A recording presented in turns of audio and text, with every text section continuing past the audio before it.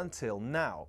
In 2025, for the first time ever, the US team will each receive a fee for playing in New York. Of course, in Rome, legend has it Patrick Cantley refused to wear his cap because he wasn't being paid to wear it, though he insisted it simply didn't fit. Either way, Team Europe have made it clear they're more than happy to keep playing for the sheer thrill, joy and prestige of the Ryder Cup.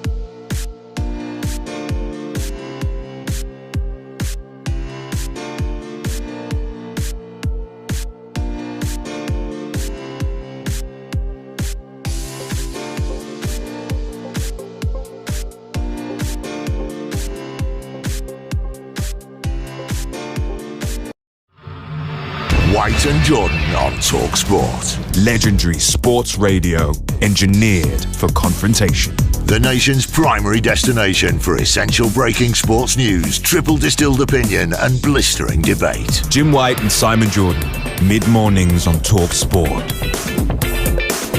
Good morning, everybody. You're listening to Jim White, Simon Jordan and Martin Keown, and we are live on talkSPORT. So Manchester United beat Arsenal on penalties to move into the FA Cup fourth round.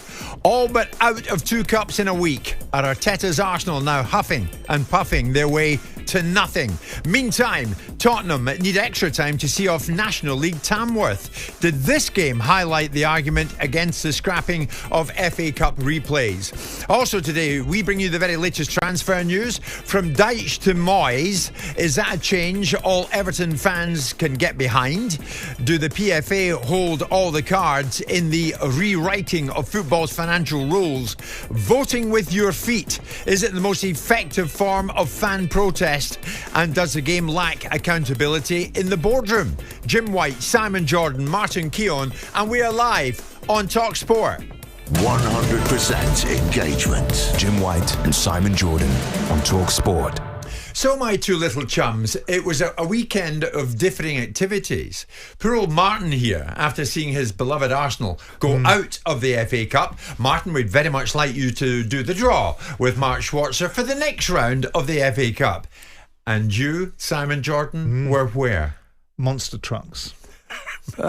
Monster trucks? Yes, monster trucks with a 4-year-old child beside himself watching these monster trucks with the noise levels, and Michelle getting all bent out of shape because she's having to pay £15 for a monster truck flag and things of that nature. Very good though, very enjoyable. Excellent. So Something you had a similar, good wasn't time, and Martin, you didn't have the best time, it's fair to say, at your old We had stomping monster ground. misses, didn't we?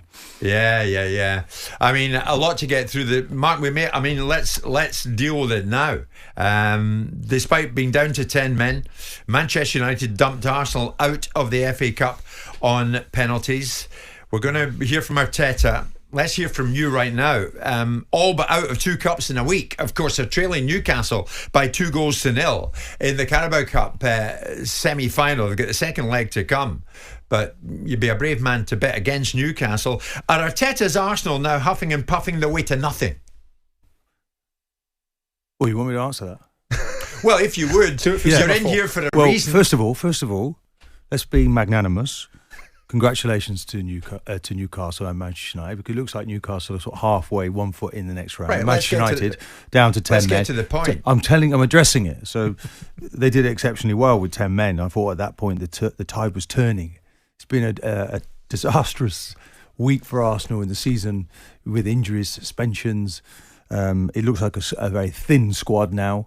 Only 2 players to pick from in wide positions, I suppose. Okay, you could say, though, that Sterling comes into that equation. Martinelli and Trossard, the other 2. Jesus getting injured. So there's been better days at the office from an Arsenal point of view, Jim, yeah. But they've got Spurs coming up on Wednesday. No bigger than that. That's all they should be thinking about right now. It's, body blow. 2 body blows in a week. They've got to come back from it. They've got to stick together. and build from there, Jim. But yeah, it's been a really tough week. I mean, another game, Simon, I don't know if you saw it when you were out monster trucking, another catalogue of missed chances. Simon, I'll get to you in a second, but Arteta post-match was saying the actual outcome against United was somewhat unbelievable. Incredible how you don't win a game. That's basically, to sum up, the dominance, the superiority in relation to your position, and everything that we did to try to win the game, and that's it. That we didn't deserve, we didn't get what we deserved, clearly. But there is an element that is about putting the ball in the back of the net. They did it once, and with the amount of situations, chances, penalties that we had, we didn't, and we go home extremely sad. But I cannot be prouder of my players on the team, individual, collectively, what they produce. Like on Wednesday against Newcastle, against two top teams, it is incredible. But we haven't got rewarded, and that's the downside to it. What's your take on it, Simon? It's a bit pathetic, isn't it? I mean, on the middle of the week, it was a discussion about the difference of balls. And I know it was taken out of context, but he was the one who opened his mouth and decided to make it that way. And this week, it's because you didn't get what you deserved. If you don't take your chances, then you deserve to lose games. So that's precisely what happens to you. And if you're playing against a Manchester United side, which is not in good form, okay, they got a decent result against Liverpool, but that doesn't necessarily determine that all of a sudden United has righted their ship, and with 10 men. So let's get some context here. I mean, Newcastle, they were profligate against Newcastle. These are his signings. These are the players that he brought in.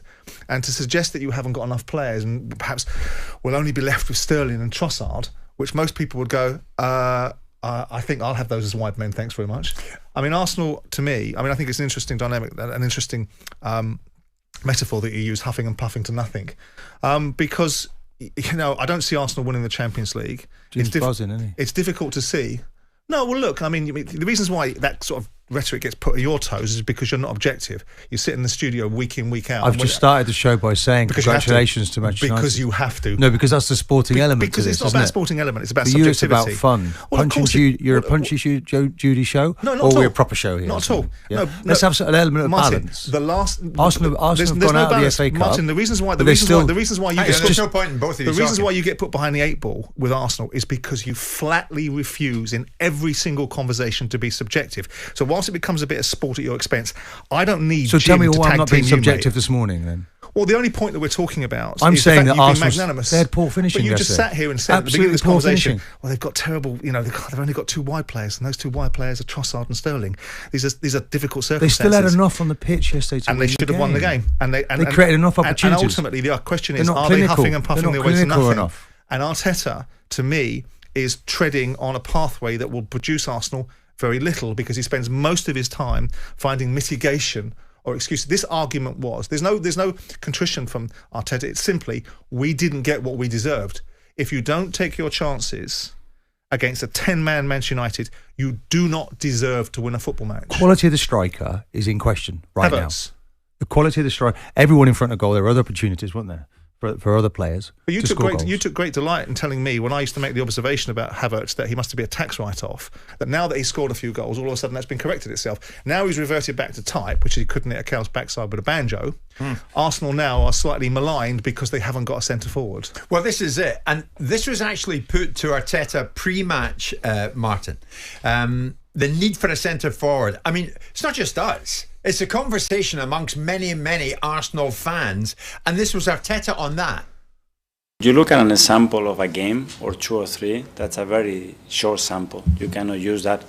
We don't use any short samples because they don't correlate to team performance. When you look a year or two, team performance, scores, the amount of players that they are involved, then there is no discussion that we have to focus on our players. So right now you aren't having discussions with those above you about reinforcing in that area in this transfer window? We always have discussions with the ones above, discussing how we can improve the team, always, whether it is the market is open or closed, because we have to plan for what the necessities are right now and what the necessities are mid and long term. So those discussions are always open.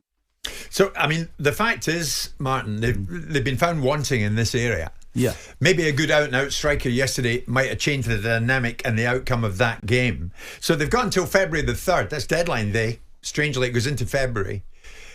Is it your wish more than anything else that they strengthen in that area? No.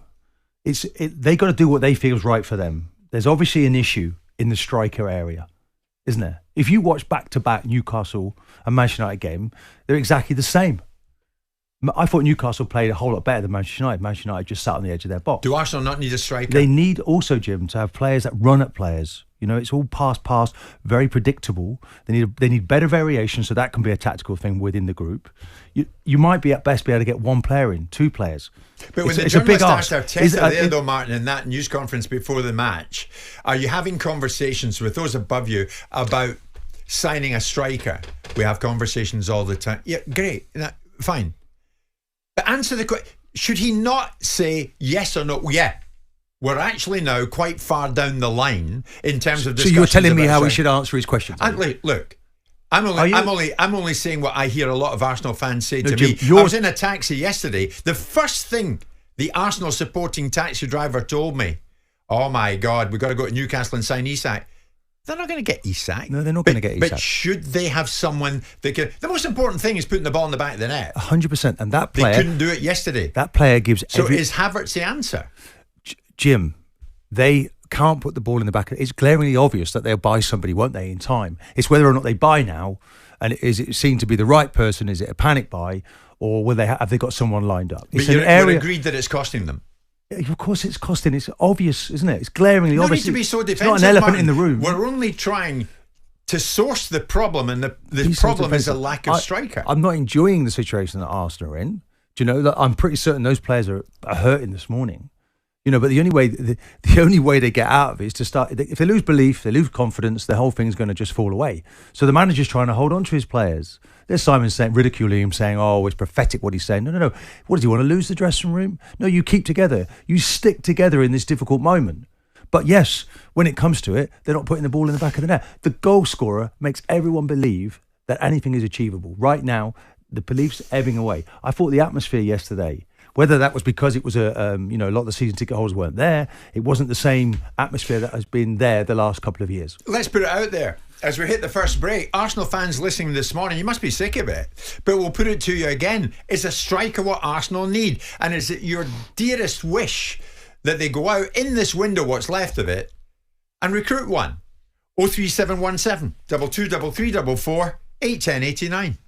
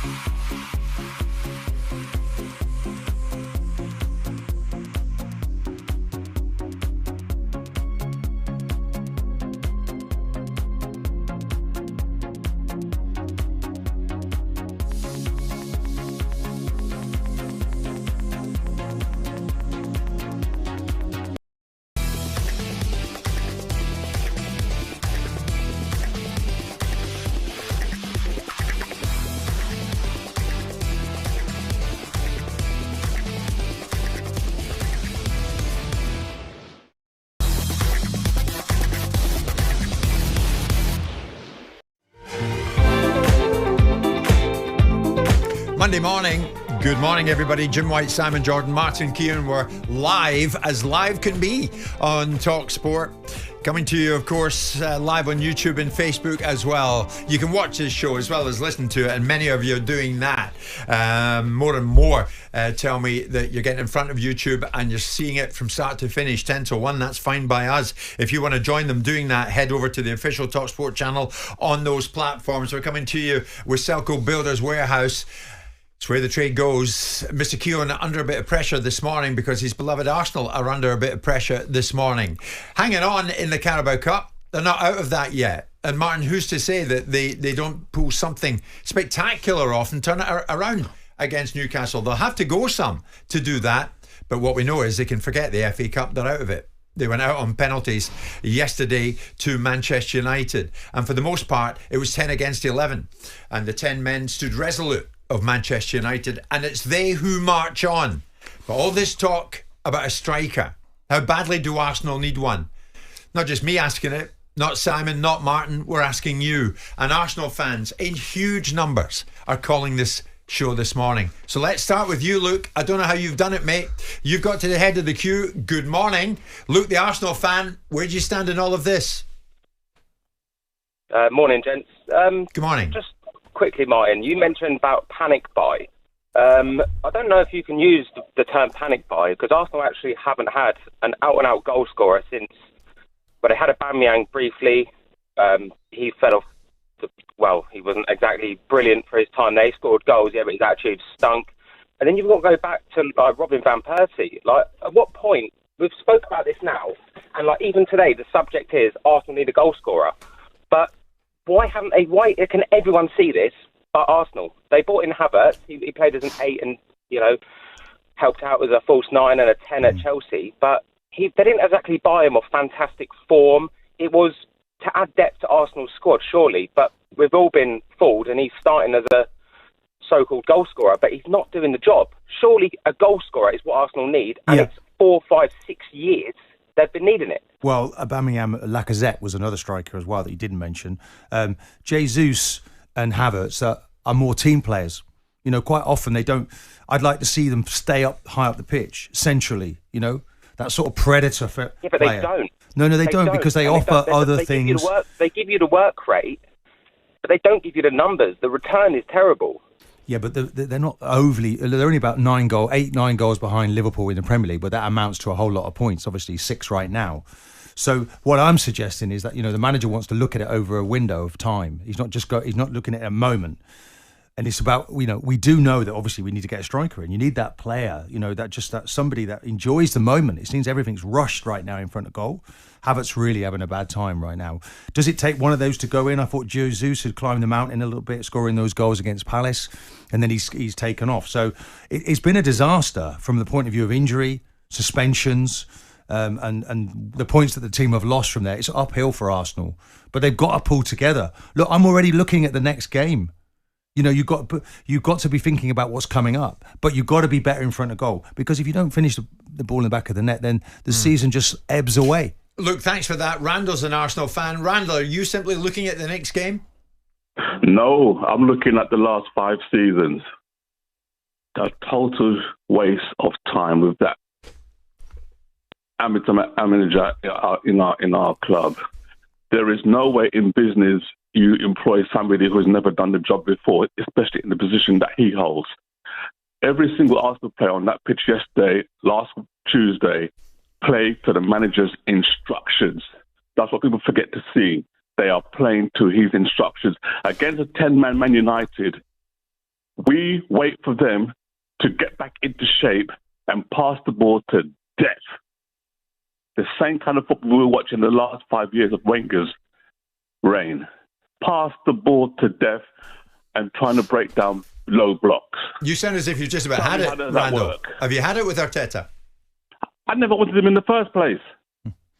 I never wanted him in the first place. He should have gone to Everton. He had a choice of Everton or Arsenal. We picked him, and now we're giving him a £15 million contract. For what? All right, Randall, thanks for that. Connor's another Arsenal fan. I think, Connor, you're of a similar mind, are you? Good morning. Good morning, guys. Yeah, I'm obviously on the mind. I just think, at what point do we look at Arteta and say he's either being ignorant, arrogant, or stupid? I mean, like the last caller said, we've had 5 seasons now where we've not signed anyone in that position. We've neglected that position. I'm not saying Arteta out by any means, but at some point we've got to point the finger at him and say these signings aren't good enough, and it's now biting us in the bum. Could you expect this, Martin, this morning that Arsenal fans would be in the mood they're in? Of course. If you sat in that stadium and watched the last 2 games, we all know that the ball was not being put in the back of the net. It's not ruthless finishing. You want that player. Who to find an Henry or an Ian Wright would be lovely. So that's they need to get somebody in the building. Look, whenever you win anything, we won the Premier League at Old Trafford with Wiltord and Kanu. Bergkamp and Henry weren't involved. So you've got to have that calibre of player that is available. Look at Liverpool now. If they lost Salah, like we're without Saka right now. And people say it's excuses. No, the guy is key to everything that he's done at the club. He's been 5 years. He's carried the club. And without him on the pitch, we're not able to find a way. The young lad, when Airy came in, a real talent, Jim. No doubt about it. He scores that goal against Brighton. He pulls a muscle. So, it's about calibre of player. But the guys, there's no excuse for Havertz missing those opportunities. He's got to put the ball in the back of the net. I'm hearing through the other side of the glass so many Arsenal fans trying to get through. We're going to take another quick break. The argument is, Martin, that maybe Arteta's Arsenal are a bit functional, too structured. We'll get back to that. But Arsenal fans, by all means, keep calling 03717 223344.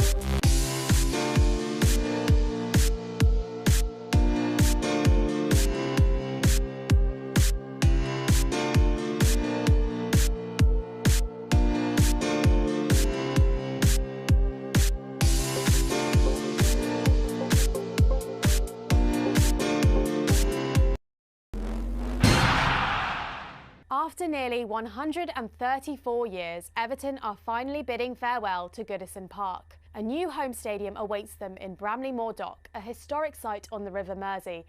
And at the beginning of the 2025-26 season, the Toffees will make the move permanently. But why are they leaving behind such an iconic stadium, and what could this mean for Everton's future? It's an emotional move, especially since the Grand Old Ladies hosted more top-flight games than any other stadium in England. But there are practical limitations which mean the stadium's not fit for the future. Its capacity is just under 40,000 and there's a huge season ticket waiting list, so the new one will house almost 53,000 people. The truth is, for a club who find themselves struggling to survive, let alone compete in the top flight, this move's been a long time coming. They were once one of the most successful clubs in England and a founding member of the Premier League, but they've now fallen far behind the elites. They haven't finished in the top 4 since 2005, and things need to change if they are to live up to their rich heritage. After all, Everton won 2 top-flight titles in the 80s. A new home stadium which is financially profitable and a bit more modern is a must. Mind you, the build's already set them back around £800 million, and though a shiny new stadium is on the horizon, many questions remain. Perhaps most importantly, will Everton still be in the Premier League by the time they first take to the pitch in their new home stadium?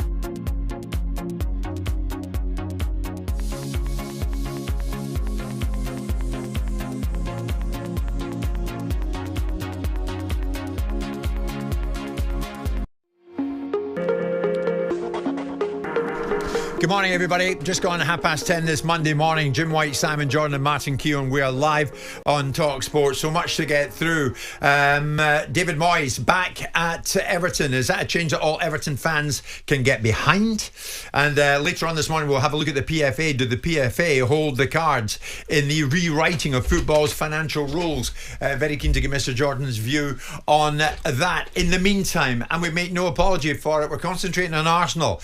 Last week, they lost at home to Newcastle in the semi-final, first leg of the Carabao Cup.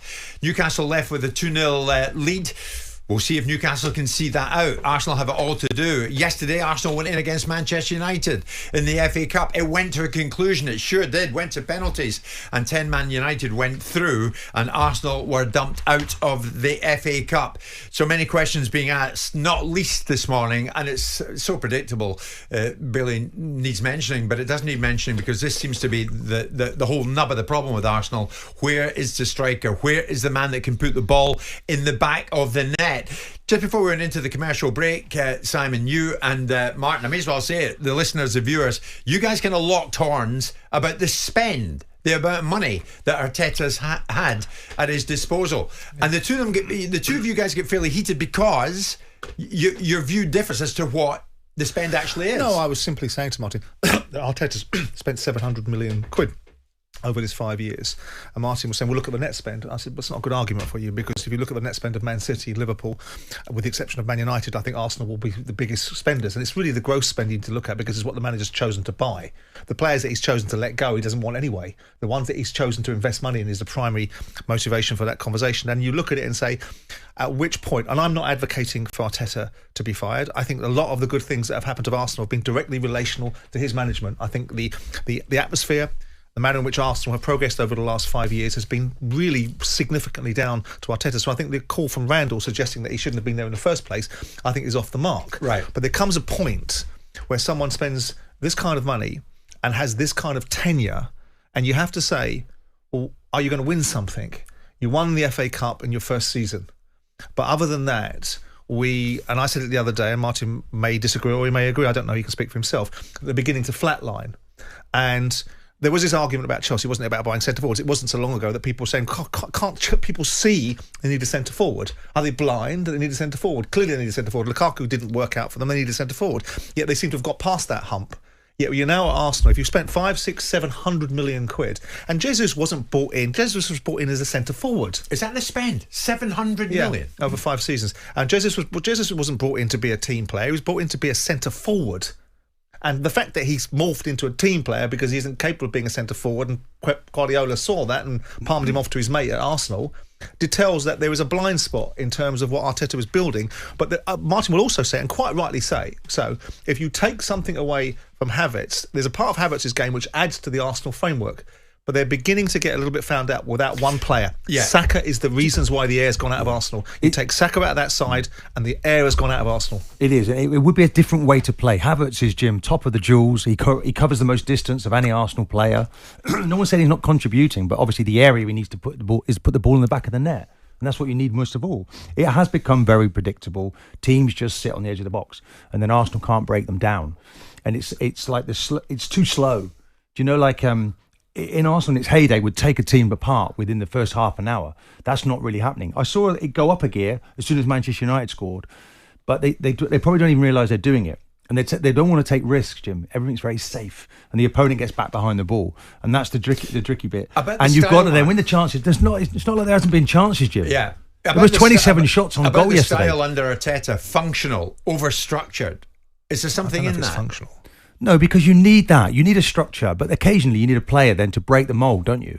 And so the type of player who does that come in: Havertz, Willian, Trossard, Jesus, Raheem Sterling. Are these title-winning signings? Well, that's what I was hoping. These guys have arrived with titles already, haven't they? They've won everything there is to win the game. They just haven't done it in an Arsenal shirt consistently enough. But yesterday it was glaringly obvious. Jesus was a bit part player at Man City. He was brought in to be Arsenal's main man, wasn't he? He still won copious amounts of Premier League. He did, but as a bit he knows how to behave. He's been in an environment where they're winning things. Agreed. But when you can you translate or can you transform a bit part player that was part of a framework? Man City didn't win the treble because of Jack Grealish being part of the team or being a leading part of it. He was part of a component, part of an ensemble. Virtually every game. Whereas Jesus, no, he didn't. Whereas Jesus was brought in as the main man for Arsenal rather than part of an ensemble. And that's the difference between taking that experience of winning something but being the reason why they won it. Jesus has had a history of injury. He's had knee injuries. He's had surgeries. We haven't really consistently seen him. I thought, actually, he turned the corner recently with the goals against Palace, where he looked really sharp and looked confident in front of goal. We weren't able to see that because we were denied him again yesterday after another injury. Calling in N17. Just want to say, guys, how much I'm enjoying the show today. Really is a good debate. Colin, I think you're safe in N17. I'm sitting right in the thick of it. Wes is a big Arsenal fan. Wes, good morning. What's your take on what has happened in recent days? Looks like you're almost out of the Carabao Cup. You're definitely out of the FA Cup. Where do you stand in all of this? Morning, guys. Great show as always. Thanks, Wes. Thank you. Do you know what? The striker thing's been going on for years now. Martin, I love you to bits, but Lacazette weren't a world-class striker. Aubameyang were terrible, realistically. You know, he did his bit, but we haven't had a world-class striker since Van Persie. They were both international players. Are you kidding me? They paid 45 million for each of them. Irrespective of what... That was an intention of Arsene Wenger right at the end to bring a striker in, no? Irrespective of what they paid for him, did Lacazette put Arsenal on the map? No, this isn't. They didn't do what they were supposed to be, what they was brought in to do. And neither did Aubameyang. You know, when you look at a world-class player like Van Persie, he was an out-and-out goal scorer. You know, that's what Arsenal need. They need somebody who's ruthless, somebody who's like Drogba, somebody like Haaland. You know, Victor Osimhen were out there. Wes, we're all saying the same thing, aren't we? Yeah, we're all saying the same thing. We need a striker who can put the ball in the back of the net. The thing is, we don't know financially what Arsenal's got in the bank. Nobody does. We were linked with Victor Osimhen. They didn't go get him for whatever reason. And with all due respect, I like Martinelli. Martinelli, his time's done. You know, that's why... With all these decisions will be made. There's a message coming from Abby, Wes. Arsenal should have got it together and gone for Ivan Toney last year. Yeah, I agree. They should have. You know, Ivan Toney would have been a lot better than going in for, you know, looking at... that was never going to happen, Simon, with the riches that were on offer from Saudi Arabia. It's never going to happen. I want to point out as well is I've got so much time for Arteta. You know, he's brought and he's rejuvenated Arsenal. Yeah. You know, all these people jumping on board, you know, obviously it's not great right now, but I wouldn't have him go in the next season, 2 seasons. If in 2 seasons he's not won anything, then you start looking at it. But it takes time to build something. With all the financial fair play and things going on, we just do not know what Arsenal's got in the kit to do it. There's a lot good about the Arsenal team as well. Before we dismantle it completely. Jim, are you listening? Are you listening? Stop looking at your mate as if he's the only person on the planet. Listen to other people. How much FFP? Thanks for that, Wes. How much FFP freedom have they got? I think they've got headroom. I mean, cash in the bank is different because ultimately they've got a billionaire owner. If he chooses to bankroll and a transaction, he can do it. It's not about cash in the bank. It's about PSR headroom. And I think Arsenal have got the PSR headroom. But I also think that they should be buying what they want, rather than what ultimately creates a reaction in people. I mean, Ivan Toney could have gone to Arsenal, but I don't blame Arsenal not wanting to pay Ivan Toney £250,000 a week, because that's what he wanted. And I don't blame Arsenal not wanting to pay Brentford 40-50 million quid. The fact of the matter is that Ivan Toney was deemed by other clubs to be a declining force. Whether that was right or wrong, the metrics that were being deployed towards Ivan Toney were that actually he might be losing some of his lustre. So I don't blame them for not wanting to spend that kind of dough. The fact of the matter is that people are jumping on a bandwagon. Arsenal have been ripping goals for the last 12 months. Up until this recent set of games, they smashed Sporting, they smashed Palace, they smashed West Ham, they smashed everybody that was around them, and Porto. And the reasons why the air has gone out is not because of Odegaard. Everyone talked about Arsenal being very much lacking when Odegaard not there. That didn't help, by the way. Agreed. But it ain't Odegaard. It's Saka. Saka is the heartbeat, the pulse, and the identity of this side. And the moment he's come out, the air's come out of them. And it's what he's going to do now, Arteta, to be able to overcome this, because you're going to find yourself, I think, in a season where Arsenal could find themselves. I still think they've got a chance in the Carling Cup, because if Newcastle can go to the Emirates and get 2 goals, then Arsenal can get themselves together and go to St James's. And if they get a goal early at St James's, we'll see what happens. It's not an argument, though, Simon. They need more depth than that. You can't just rely on one man. Well, I mean, you've taken Rodri out of Manchester City. Martin will make the argument. I think it's probably not a great argument because I think they've got more depth. But if you took Salah out of Liverpool's side, you might find a declining Liverpool. But Saka is involved in 55% of all their goals. So important to Arsenal. Jim, look, I know that you try and take delight in the demise of other people, and it's great for you to headline, yeah? But there's a lot good about Arsenal. You're enjoying this through there. Listen, there's a lot I'm good so about. Sorry, I'm listening to your every good word. About Arsenal, isn't there? They've conceded fewer goals than anybody else in the Premier League. That back four is as good as any. There's not. Okay, they had a difficult game against Isak, but it's about learning from that. Play together better as a pair. It's been 10 or 11 different... You see all the flashing lights in front of you there, Martin? I don't know if you can see them. That's a switchboard. No, I can't, because you deliberately put me on this side of the studio so I don't get to read anything. So I'm running blind. Stay with me, viewers and listeners. That's a switchboard that's lit up with Arsenal fans who aren't on to say... There's a lot of good in the team right now. They actually have every right to come on and make their point. And their point is they're losing out. Yeah, but they are. Because there's nobody up there to put the ball in the back of the net. But they are also taking it to extremes, Jim, in fairness to Martin. You know, the last 2 games have been disappointing. And there was a set of Arsenal callers in the middle of this week, including people like Keith Fraser, that came on this show and said it might be better that Arsenal drop out of this FA Cup. In fact, hand it to rest some players and rotate and get ourselves ready for the Champions League. And now people are piling on. And I don't like the idea that because 2 games, up until these last 2 games, no one was screaming to the rafters about needing a striker up top because they were scoring goals for fun. I think they were aware of that. But it's Saka. If Saka were playing now, I think we'd have different outcomes, and that's how Arsenal have got themselves into this condition. I think the movement of Isak, the way that he was able to occupy 2 really top central defenders. Yeah, he's a good player. He's not Henry, demonstrated a different type of striker. But Jim, I'm trying to point out to you that there's a lot good in terms of, like, if this is a house, the foundations are there. It's just that the roof needs to go on with the striker. So there's no panic. You know, and that's how I look at it collectively. But it's a massive week of disappointment for Arsenal. I think if you put a striker in this side, again, I don't want to make the point too much. If you put a striker in the side without Saka in the side, I still think they're going to have the same problems. Yeah, because they need his creativity on the wings. There's no doubt. Jim, you've got to have people who run with the ball. You know, pass. But that should be Sterling. I mean, everyone gets to listen to it. Oh, poor old Sterling gets bombed out of Chelsea. Poor old Sterling's this. Well, I thought you were a top player. Yeah. How about you start earning your call? I see a massive number of messages coming in. You're not going to talk about us, Manchester United fans. We will after this. You get loads.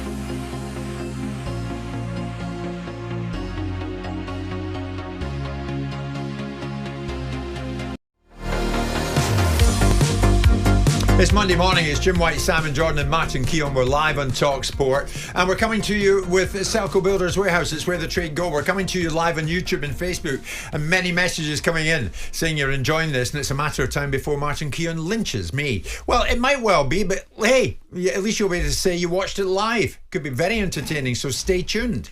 I warn you now, Martin, I'll fight back. Interestingly, post-match, Amarim, we need to improve on that. The way we play our football, we've got to improve on that. We'll get to Manchester United in a second. But two Arsenal fans have been waiting patiently. It'd be wrong not to bring them to air, and we're going to do that. Matt, good morning. You're one of them. The atmosphere at the Emirates. What do you want to say about it, Matt? Yeah, good morning. Great show, guys. Always listen. Thanks, Matt. So, yeah, I was at the game, the Newcastle game, and the atmosphere was dead. And it's the first time that I've been there in a long time that it's been so flat. And I think we all know we need a striker, but what I'd like to focus on is actually Arteta. His decisions in the game are poor. He let Havertz take a penalty yesterday. Everybody, even my wife, knew that he was going to miss that penalty. That results in the loss, basically. He then goes out to the press conference and says his players are a joy, we couldn't have done any more, etc. And you see Carlo Ancelotti, after they lost the Super Cup, and they were 11 versus 10, and he says the only good thing about that was Mbappe. Everything else terrible. And this is the difference. And it's these kind of press conferences, the way he's kind of talking, he's making a rod off his own back, and the fans are starting to feel like he's a little bit deluded. Most of us are still Arteta in, but we just want to see a bit more kind of grasp of the situation and a bit more plan. I get what you're saying, Matt. Thanks for the call. We'll put that to Martin in a second. Lewis, what do you want to say just before we leave Arsenal? Good morning. Hello, mate. Yeah, pretty much just as the previous caller said, basically along the same lines. The first few years of obviously Arteta taking over, the message that was going out in all the press conferences was, we need to maximise every window. We need to basically putting pressure on the board to go and sign the players he wanted.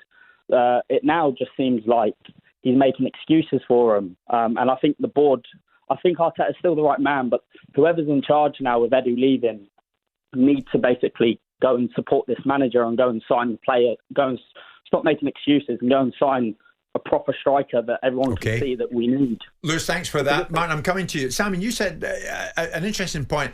No Saka, but that's on Arteta. What did you mean? Well, I would think that he knows that a significant component part of this Arsenal side is Saka. And so he knows that the side has been built around the threat that Saka produces. And so when he takes Saka out, it leaves a vacuum.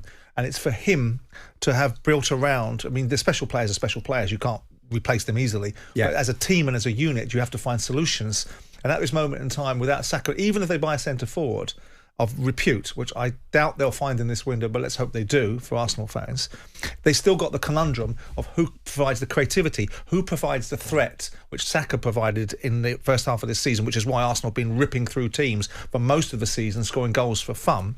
And with that in mind, you have to say to yourself, well, if Arteta understands how important Saka is and how the team functions as a result of Saka's threat, then he must also have a contingency plan in his mind for when he doesn't have that resource and what Arsenal can do to overcome these major challenges that come when he's out, which he now is. So the manager will be supportive, and that's what he's been. You know, when people are saying he's crazy, he's deluded, what's he saying? Of course he's going to support his players. What do you want to see? Do you want to see someone berate their players in public? We never enjoy that. That's not the best way to keep everyone together. But when it comes to the end of the season, if he feels that people need to change, he'd be ruthless. Don't worry about that. He's got rid of the David Luizes, the Ozils, the Aubameyans. There's been a massive clear out at that football club. There's only Saka, who was there before he arrived. Who sat on the bench, by the way, in that FA Cup when he won it in 2018. So, Jim, there is things wrong. But, you know, it's not a time for panic here. I also think the caller's observation about Havertz. Look, the manager, if the player makes himself available to take a penalty, you can't have the manager turn around and say to the centre forward on the field, I don't want you taking a penalty. No. Because what you're going to do, you're going to kill him. He's got to take, the fact he missed is on him, but not on Arteta. I thought the goalkeeper was quite brilliant from Manchester United yesterday, by the way. Let's give them some credit as well, Jim. I thought Harry Maguire as well. All those balls coming into the box. He was a giant for them. The back three seems to have suited him, playing in the middle of a three. Yeah, I'm looking at the messages. Amazing. There are quite a few Arsenal fans, Martin, are saying slightly concerned that we're not sure we've got someone who can hit the ball in the back of the net, and we need that Wednesday. How do you feel going into this North London derby, Martin? How do you feel? I feel like I'm still licking my wounds. But it's, you know, like the thing is, maybe it's the perfect opponent. You know, Spurs coming in, have had troubles of their own. You know, it would be a nice high line. I'd like to see Martinelli play in a much more central position. I thought he ran through against Newcastle and didn't do that often enough. He's got that pace. And Arsenal need to keep believing in themselves, and the fans need to dig in, don't they? And support their team. Interesting message from Stuart. Looking forward to Martin's next book, 100 Excuses Why Arsenal Didn't Win. I'm giving you reasons. Of course you have. Yeah. Let's move on to Manchester United, albeit we're not going to dwell on United all that long, certainly up until 11, because obviously the take has been on Arsenal. Well, we have a fairly structured show, but that can change. Of course it can, because we're moving and we're totally flexible as and when we come on air. But as for United, they did the job. They got the job done. 10 against 11 and they won it, albeit on penalties. But they're through, and it's less than X. This was Amorim post-match. I think we play, especially in the first half, we play well, better in the first game. We were better in set pieces today, more aggressive. We show a different spirit, even with 10 men.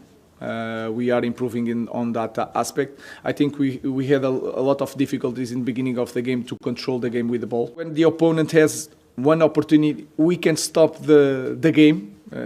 We can calm down the game, and that I think we are understanding more the way we play football. Sometimes you are not playing well, but you can control the game in certain moments. But it's clear that we are improving in the way that we suffer playing football, and that is a good thing. It's not nice, but it's a good thing for a team. Has it become clear to you, Martin, what Amorim wants? And is it becoming clearer that United players know what he wants and are beginning to give him what he wants? He's talking there about game management. He said it's not nice. But obviously the goalkeeper took an age, didn't he, for restarts. And they were in no hurry, and nor should they be, every time. And they did that well. They killed the game. That's what he's talking about. He talked about spirit, which is definitely building. I saw a whole lot more spirit in this Manchester United team. I know you only really want to talk about Manchester United when they're losing. But we, finally, an hour into the show, we're going to talk about what they did well. So they stuck together. I thought the Fernandes goal was an outstanding goal. What a quality finish. And quality finishing, is the problem of Arsenal. But they had it, Manchester United. I thought they did really well in the set plays, Jim. They conceded 2 goals at the beginning of December when Arsenal beat them at home, and they'd really tied it up in that area. And as I said, I thought Harry Maguire was probably the standout defender for them yesterday. And in the end, they deserved their result. De Ligt had a good game as well. Yeah, he had one off the. He cleared one off the line, which was unbelievable. Yeah. Manchester United, an interesting watch these days. So I'm keen to see where they go with Amorim. Well, we know what he wants. He wants to play a certain setup, and he wants certain things from his players. And what he's doing at this moment in time is trying to do the very same thing with a different way of attacking it as Ange Postecoglou is doing into Spurs, which is just still instill a particular culture into Man United. And so what he's getting is people now that are beginning to apply themselves. The very basic minimum you can expect from a professional footballer is that they give their very best in a game, and he's beginning to exact that from him. You saw it against Liverpool last week. I thought Man United were impressive against Liverpool last week. They've gone on and they've compounded the result they got against Liverpool by knocking Arsenal out of the cup. And it builds for him. He can start building confidence and belief, and people are following his instructions.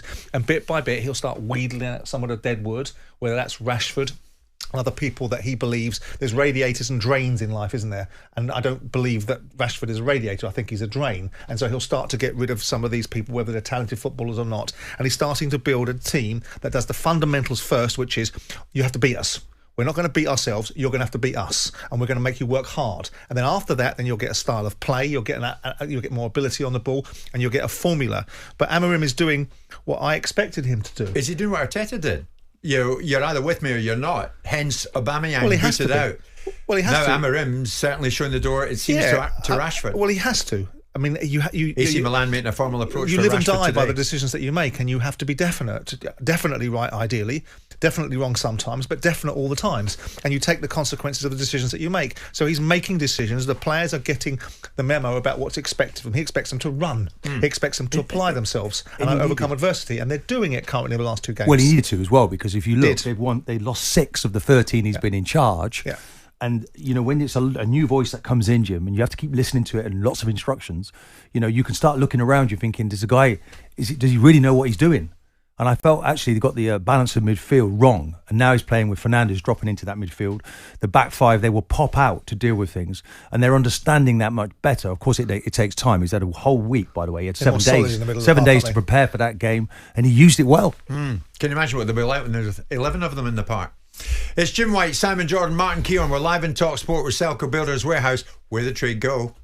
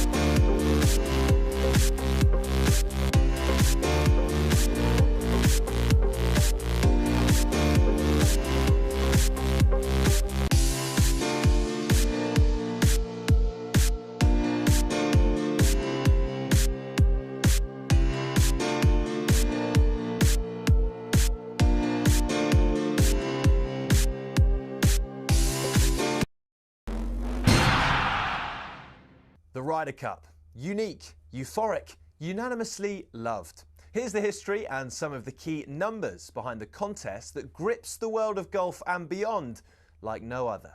The first edition was held in 1927, where a Great Britain team arrived by boat to play in Massachusetts at the Worcester Country Club.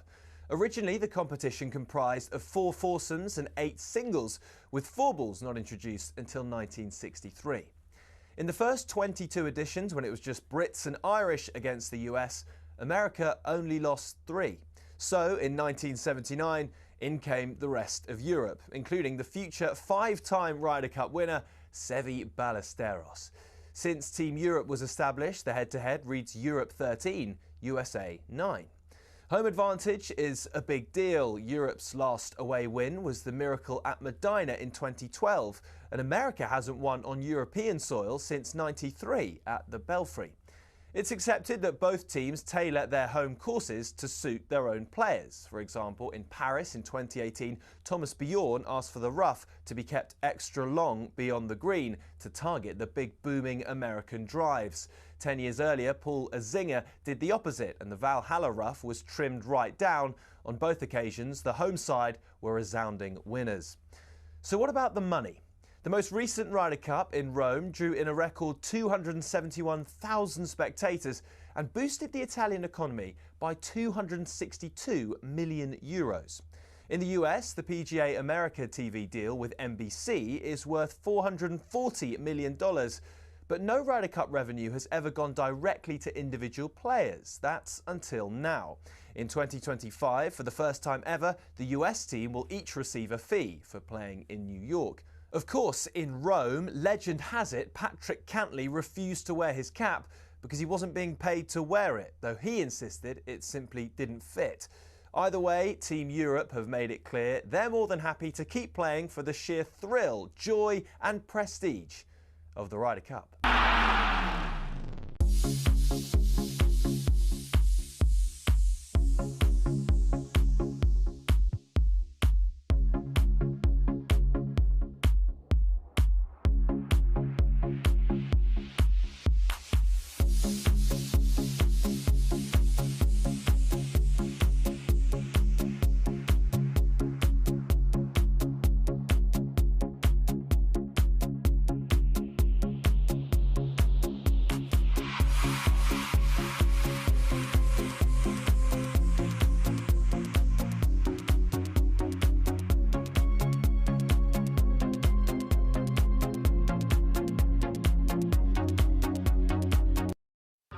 Jim White and Simon Jordan. Mid-morning radio, optimised for confrontation. Double trouble, daily drama and searing debate. Warning, dangerous opinions ahead. Jim White and Simon Jordan. Mid-mornings on talkSPORT. It is indeed. It's Tuesday morning. Good morning, everybody. A lot to get through. It is Monday morning, Monday the 13th of January. Not quite at Tuesday yet. Tuesday is still to come. Jim White, Simon Jordan and Martin Keown. We are live on talkSPORT. North of the border yesterday, a 55th minute walkout by a section of the Rangers support at Ibrox. He beat St Johnstone by 3-1. But the protest was planned because they want to send a message, those who were protesting, to the Ibrox board, demanding accountability, ambition and leadership worthy of the club. We'll get to that. Is that the best way to protest? Walking out? Maybe just don't show up at all. Who knows? We'll get to that. I'm in enough trouble with Martin, so why not dip my toe in the water of some of these protesting Rangers fans. At the moment, though, we're focusing on the FA Cup. Martin alongside us here. Next up for Tottenham is the North London derby against Martin's Arsenal. That's on Wednesday night. Tottenham, for their part, needed extra time to see off National League Tamworth in the FA Cup third round.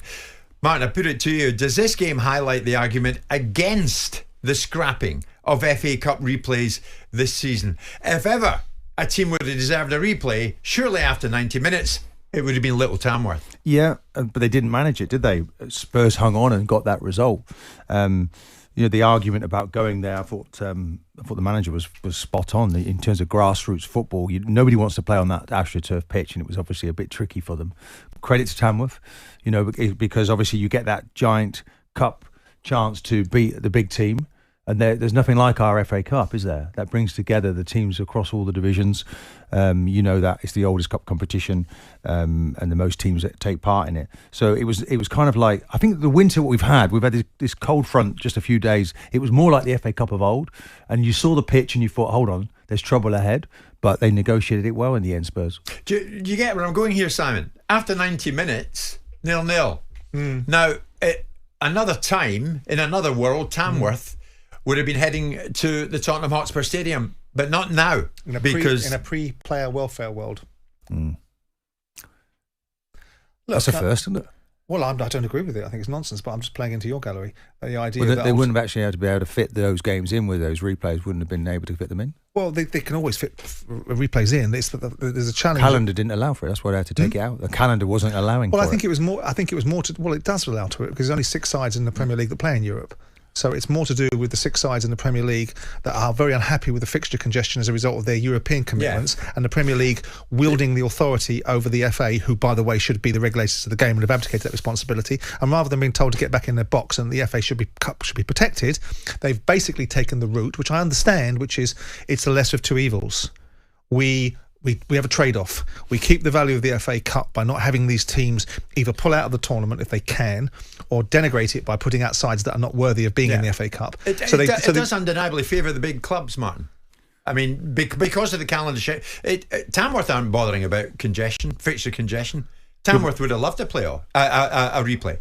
No, but if you get to the latter stages of the Champions League and we want our teams to do well, don't we? Then the last thing you would want is a replay. But it's a balance, isn't it? So the pyramid has no money. All the money goes to all the top clubs. And so the pyramid that we all love... There's an extra 33 million, though, this year going, isn't it? Down into grassroots football. Wow.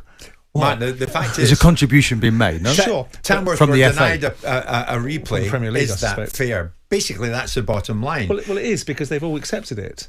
This is the lesser of two evils. The clubs didn't have to accept it. They could have pushed back and said, no to Premier League. We're staying with the tradition of the FA Cup. It has its format, and you guys can get on with it. How would that have worked, Simon? It would have put the cat amongst the pigeons. The Premier League don't run English football. They're only allowed to run English football because there's such a toothless tiger that actually governs it, that doesn't do anything about it. You'll do as you're told. The FA Cup is a tradition. You're part of it. You're playing it. Oh, no, we're not. We're going to have a problem with it. We're going to have this. We're going to have that. Well, there was no trade-off. All it basically was we will be less invested in the FA Cup unless you give us something in return for playing in it, which is remove the third-round replays. They've done that. So you can't now make the argument, which is worse, the FA Cup being completely denigrated and having the sides not wanting to play on it, or giving away replays. I would suspect giving away replays. Well, it's a collective approach, isn't it? They're looking at the bigger picture. Yes, they are. And there were 5 or 6 replays back in the day. People just carry on. You can't have a situation. We'll qualify that for me. If you think it's a collective approach, and there's 72 teams outside of the Premier League, and there's a whole raft of teams outside of the professional football leagues that compete in the FA Cup, and there's 6 teams in the Premier League that have fixture congestion, how in God's name is that a collective approach? That's for the benefit of 6 sides. So, yeah, but we had a situation not many years ago where Manchester United pulled out of the FA Cup because they said it was untenable. But hang on, what did they do? They couldn't take part in this World Club tournament. And why did they do that? Because they went and played in the World Club Championships. That's right, but what have we got at the end of this season? We've got one of those at the end of this season, right? Fine, but if you're going to make when the do the argument... players take a rest if you don't reduce the games? We're back to the player welfare argument, are we? So which players are more important? The economics of the players further down the pyramid that have to work for a living and actually try and apply their trade, or the guys at the top that are getting all the money that now want the rotation? Who's more important in this conversation? This is what happens. You've seen Sutton United come into the Football League with the revenues they've got from playing in FA Cup. The FA Cup does that. But then you're arguing in these huge paydays. Which argument do you want to run? Because you can't run both. They're getting 50% of the gate, aren't they, in the FA Cup games? Yes, they will get 45% because 10% goes to the league, right? So what do they get? Do they get the benefit of the replays and get the money to support them, or do the 6 clubs in the Premier League get the benefit of rotation? Which is more important? Because you can't have both. Well, I'm seeing a lot of sympathy for Tamworth, not unsurprisingly. This is Chris in Surrey. Jim, Simon, Martin, good morning. FA Cup replays, the scrapping of them is wrong. Tamworth played so well yesterday after 90 minutes. They should have got a trip to Tottenham. They could have earned, £800,000 in a replay. Tamworth themselves went through on a penalty shootout against Burton. So they didn't complain about a lack of replay when they were playing earlier on in the tournament. So are they complaining, or are they accepting the nature of the beast? They've got to accept it. So they were prepared to accept it when they played Burton and won on a penalty shootout and didn't have a replay as a result of that game. But it's a complaint now. But are you for scrapping the replays? No, I'm for an alternative methodology, which is finding a mechanism which means if you draw a big club, you play at their stadium so you can take the revenue. Because we know that Tamworth are more Is that likely, in the spirit of the competition, Simon? Is a replay... The replay's not about them winning, it's about money. Yeah, but there's competition as well, isn't there? You kill the cup if you do that. But everything because we all knew Tamworth away at Spurs with what's that, 8-0, 9-0? So you go to Tottenham Hotspur and you play them and it could be 8 or 9-0 in the replay. So you go to Tottenham Hotspur, there's a 60,000 crowd, you generate 1.5 million in gate receipts, you take the VAT off the top of that and you split it with Tamworth and they get 750 grand out of it. Thanks very much. We'll quite happily take the 8-0 beating. We'll take the £750,000, which is 50% of our budget for the next year. And our manager gets a pro contract. Yeah. There's something romantic about what Tamworth. Maybe you could say financially it was stupid, but look, they had that game. That's a day they'll still be talking about for years. They took the great Spurs to the edge. Is there something romantic about the Champions League then that's more romantic than the FA Cup then? Because you're just making a case, or the World Club Championships, because that's all about money. So these clubs are going off now and playing in the European Cup, which the European Champions League, which has got more games than it had before. They're now playing in the FIFA World Club Championship, and that's romantic because your club are featuring it. But it's not romantic for them to play in the FA Cup replays. Yeah, but I don't think they're needed, are they? This is the very first... So is the FIFA World Club Championship we wouldn't have had... This is the very first competitive cup competition in world football, yeah? So we have to respect it and keep it, retain it. I don't think you know whether you're Arthur or Martha. Which one are you arguing for? Right? You talk about player welfare and you want to rotate them. And you don't want to replay, but now you're saying it's a romantic competition. You need to play, don't you, every 3 days as a player. What you so don't do you want want a replay or not? You can't have the replay. So it's not romantic then? Yeah, but no. But at the end of the day, they had an opportunity to win in their own ground, didn't they? Sure. Yeah. But the argument you're arguing for a replay, for a cash injection of money into the football. But that's the argument. But that's the argument. And why are these big clubs? But they didn't get it, did they? No, but the romanticism of the FA Cup, which you allude to, is all of the sum of its parts, which was third round replays. You don't think that's romantic anymore because your club or clubs in the top end have to pay more games, so it loses romanticism. And the FIFA World Club Championship is much more romantic, and so is the Champions League. That's a great message. Well, it's about competition. What as well, about Tottenham, the bigger club, making a donation to the smaller club? But if Tottenham are the club that goes through, well, yeah, sure. Or changing the distribution mechanisms. So if the big clubs play, so rather than get 45-45, how about give 80-20? I agree. I or totally something agree of with that that. nature. As for the romance of the cup, the magic of the FA Cup, does it really still apply? Is it really David against Goliath? Because Liverpool beat Accrington Stanley, no problem, 4-0. Chelsea swept aside Morecambe 5-0. Manchester City battered Salford 8-0. David and Goliath. Well, David had a bad day, didn't he, at the office because Goliath came through. Mark Robbins, the Stoke manager, has got concerns in another area over attendances and dropping attendances. No crowd, really. It's a real weird one, this is the FA Cup. You know, where are the people? I understand the cost of things and where people are, and it must be really biting because the coal's biting, the finances are biting. It's not good. It isn't good, and it's really worrying and really sad. You know, because I've seen that there's been empty stadia up and down the country. So this club normally has 50,000 people in it and is absolutely rocking. So it is a bit of a surprise. Thank you to everybody that came because that's really important, and particularly our support that have travelled for a long distance. So Stoke got through, and it was at the Stadium of Light at Sunderland. Stoke got through 2-1 after extra time. Has he got a point there though? Was it 15,000? That was it. Now you would expect more, would you not, Martin? Simon? Yes. just to explain this, so they normally get 39,000 fans at their games, and obviously there was no FA Cup tickets involved in that, so the fans would have to pay again. So the home fan has decided, the season ticket holder, look, I'm not going to pay again. I'm not watching Stoke, so I'm going to stay at home, and that's simply what happened. They don't get FA Cup tickets now. That's why we said yesterday at the Emirates, a slightly different crowd because it's different people, isn't it? Well, the season ticket holders will never get FA Cup tickets because you'd never be able to agree that with the away team that you draw because you have to distribute the money. So season tickets always excluded cup competitions. Yeah. So the fact of the matter is it's an extra cost, as Martin says. If I'm a Sunderland fan and I'm seeing 4th or 5th at the bottom of the table, crappy old Stoke come down to play, I'm not sure I'd want to pay for it either. So they've got 15,000 fans. Good morning to all you Stoke fans. I'm sorry, but I mean, ultimately, Mark Robbins wants to make a point. Get your team further up the table, will be more appealing to watch. But maybe Sunderland, maybe they could have done the third round. They could have said, okay, we'll include that in the ticket sales. Maybe Sunderland could have gone to Stoke and said, we're going to do tickets for 10 and 5. Or maybe Stoke turned around and went, no, we want 4 ticket prices for this game. And maybe that was a prohibitive part of the equation. So rather than Mark Robbins complain about what he hasn't got, the room. Get on with maybe getting your team further up the table. Let's talk about voting with your feet. Is that the right way to go about protesting against a club's board? Because that's what some Rangers fans did.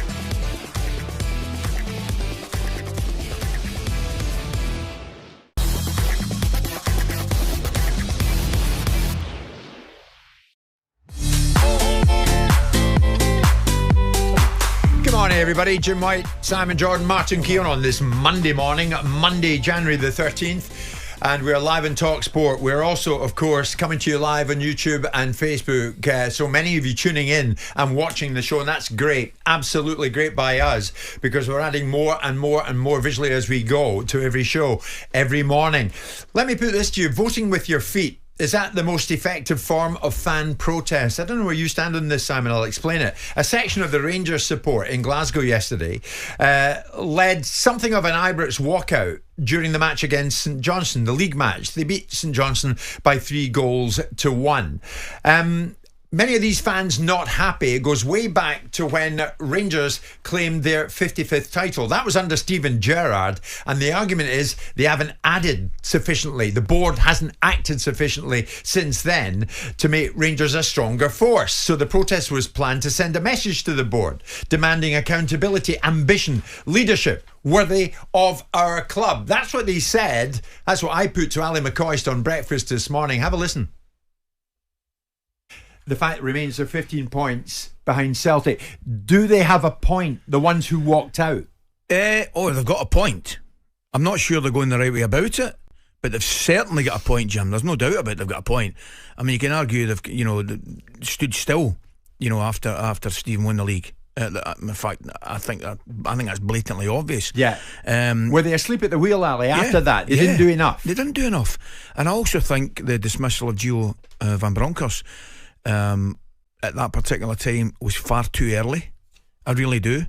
What I will defend the fans' rights to do as they choose, and if they want to walk out, I defend that. A Rangers fan statement, Simon. These actions may seem drastic, but they're necessary. The board has failed us too long, and our loyalty will no longer be used as a pass for their failure. Are the fans right to vote with their feet? Are they ever right to vote with their feet? Yes and no. I mean, I think football clubs are very unique businesses, and they are entities that are the lifeblood of them are the fans, and their opinions are prevalent. The economics that fans bring, whether it's through the broadcast revenues that are distributed for the subscriptions they pay or the attendances that come into the stadium, are all part and parcel of the mix of how a football club moves forward. And I think if they're not being destructive in the way that I've seen certain fan groups be destructive in the past, I think there's nothing wrong with them. When people were taking the knee and fans were booing, I always felt that if you didn't like something, walk away from it, turn your back on it, not get involved, don't boo, and don't be destructive. And in this instance, what they're saying is, we don't accept the way that this football club is being run. We don't think you're competent. And, it's obviously being fueled by Dave King serving up his particular agenda through the media. You've seen the level of incompetence that some of those board members have exhibited at times. Yeah. So I don't have a massive problem with it. Okay, I don't like it. I don't think it's the ideal scenario for a progressive club. Yeah. But I also think it might concentrate a few people's minds. Very experienced journalist Bill Leckie joins us live from Glasgow. Bill, did these fans who engaged in the walkout successfully make their point yesterday? Well, I think the boos from most of the rest of the stadium probably told you what other Rangers fans thought of it. You've got to remember, Jim, in context, these are the same fans who earlier on in the season let off fireworks inside the stadium at a European game. So that's the level of thinking power you have sometimes there. It was very much staged. It was very much attention-seeking, and it's something we see up here. You know that, Jim. We don't really see it down south so much. Rangers and Celtic in particular have these little organised ultra gangs who dress up. The Rangers ones dress all in black, the Celtic ones in kind of khaki military colours. And they are now very much running an agenda of, we are the fans who have the say. We are the ones who know what this club is about. And to be honest, they bore me to tears. But do they have a point, Bill? Well, of course they have a point. Right. Simon, I mean, everybody knows, I've written about it this morning again in my column, that the club Rangers are a club in turmoil at boardroom level. On the pitch, they are as close in points to sixth place as they are to top place. The club has been, we've spoken on this show many times, the club has been a boardroom vacuum for a long time. So yes, of course they have a point. I'm not sure I've never walked out of a game in my life. I don't really even like leaving a game early if my team are losing heavily. It's just not what I would do. But this group of fans have decided they're going to do it, and they did it in a very stage-managed and self-important way. And I'm not sure that does anything. So what's the alternative? I mean, we live in an age, Bill, and you know it as well as I do, where the emphasis on fans is entitlement is growing and growing. A couple of years ago, we saw a manifesto, an ultimatum being issued by the Superb Supporters Trust of Daniel Levy about precisely what they expected from their football club. So we are in that space and place now. Whether we agree with the method of delivery, fans and supporters groups have influence. So if we all agree that Rangers, for want of a better expression, is a bit of a basket case in terms of not taking advantage of the opportunity of being the second or certainly an equal largest club in Scotland, what would you have fans do besides be demonstrative? I don't know what fans can do, Simon, apart from keep pressure on the board through, I don't know, engagement. But isn't this what this does? Well, it does it. I don't know, because the reaction that comes from the rest of the stadium is booing and cheering and one or two people arguing with each other. Is it right? Is it wrong? I don't particularly get this means of protest. I think it's self-entitled, and I think it's attention-seeking from the group in particular. And if you saw these groups, especially Rangers and Celtic, in action every week, you would see that very much it's about them. Yeah, it's not about the club. It's about them. Yeah. Bill, maybe the answer is not to turn up at all. I mean, why do they show up at all? Maybe that's another thing. Well, there is a point, Jim, that says if you've already given someone your money, what's the point of walking away from it? Yeah. You know, and there's also a point that, and I would make this on behalf of every other club in this country, is you're second in the league. You have players earning fortunes. You have a lovely stadium. You're playing in Europe. Dry your eyes. Having said that, they want to make a point to the board, Martin, up there, that the board didn't act sufficiently well, sufficiently positively after Rangers got to the final of a European trophy and lost it under Van Bronckhorst on penalties. Yeah. But Gerrard, previous to that, had won the title for the 55th time for Rangers. And there and then they didn't build. No, they didn't build on that success. And I think the fact that we're talking about it today is the message has gone across, isn't it? But you don't want a club or a stadium that's not united. You know, that there isn't a future for that. But there's no point, there's no harm in them making their point there, Jim. If they feel that at the football club, they want some revenue to go. If they do it week in, week out, then it loses its lustre. We are living in, and I understand Bill's point of view, and I agree with it, but we live in an age of entitlement. Everyone seems to be entitled. Every walk of life, someone's entitled to either an apology, an explanation, some funding, some sort of grant, not to have to go to work and work from home. In this instance, football fans are entitled to demand from their football club that they meet the expectations of the fans. And that is the balancing act that football walks now. Yeah. Be better, Rangers. Bill Leckie, thank you again for joining us. Bill said himself, and I think many would just share the view, he's never walked out in his team. I think Bill's team's St Mirren, actually. He's never walked out in his team ever. Would you fall into that category of, no, I'll never turn my back in the team? Because effectively that's what those Rangers fans did yesterday in the Cloakman Road end of the stadium. They looked at it, come 55 minutes, right, we're out of here, and turned their back on their own team. Would you do that? Was it the right thing to do? Are you one of them? Are you one of the Rangers fans who walked out yesterday? If so, be brave enough to come to air and tell us why. 03717 223344 810 89. Why did you leave so soon?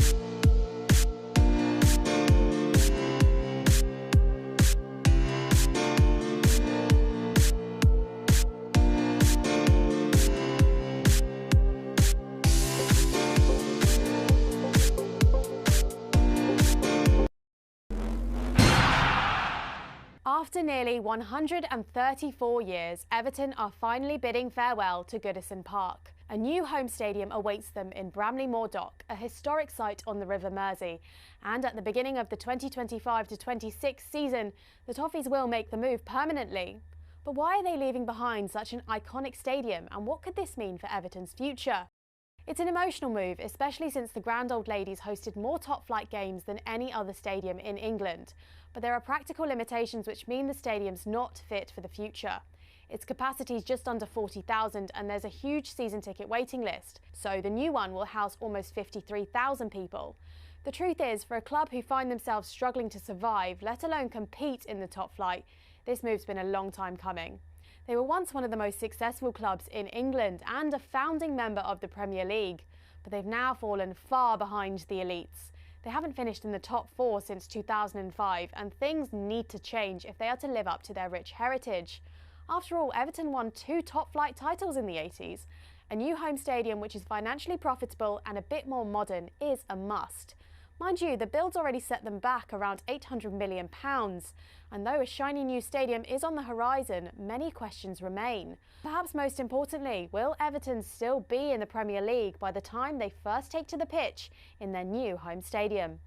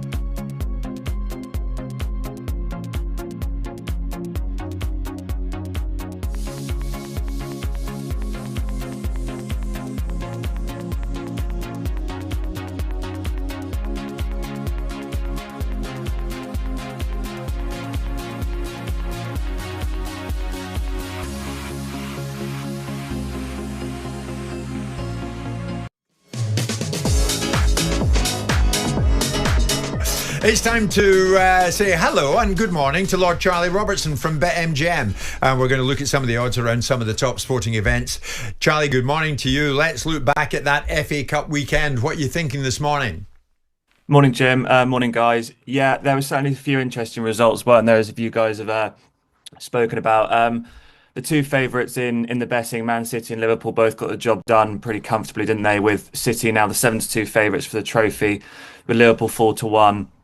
While Chelsea, who put 5 past Morecambe, are next best at 6-1. It wasn't such smooth sailing for the two North London clubs, with Spurs needing extra time to see off Tamworth, and as you guys have spoken plenty about, Arsenal being knocked out by United. Martin, I'm going to talk about your favourite topic again, being Arsenal and the striker situation. I actually look at the stats this morning, and only Spurs and Liverpool have scored more goals than them in the league this season. So does that give you a bit of confidence that they'll get through this bad patch? And given how this week has gone, what do you think success looks like from Mikel Arteta this season? Well, I mean, they're third in the Champions League table. Yeah. They're second in the Premier League. So there's a lot that's gone okay this year, but we all know they do have to improve in front of goal. I think there's only about 8 or 9 goals more that Liverpool have got, but those are significant when it comes to the points total. So that's the difference, really, is finding the goals when they need to, and that's why they've just gone out of the FA Cup. If they don't win a trophy this season, Martin, would you be worried about Arteta's future potentially? No, because I think it's been a big change around. I think he's relentless, and he'll be given more time to win a trophy. But there's a lot of the season left to go before we're going to say that. So they're not going to down tools now. Mm-hmm. But obviously, this is a significant part of the season, and it's a real. Do you think he comes under pressure? Because I think he himself referred to the fact that there was an expectation in Arsenal to win a trophy this year. So if he doesn't, he sets his own standards, doesn't he? He wants to. He knows.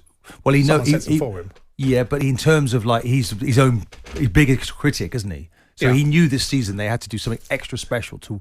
He didn't expect Liverpool, by the way, to come up like they did. I mean, if you think there's, look at the players that they've been putting together quietly.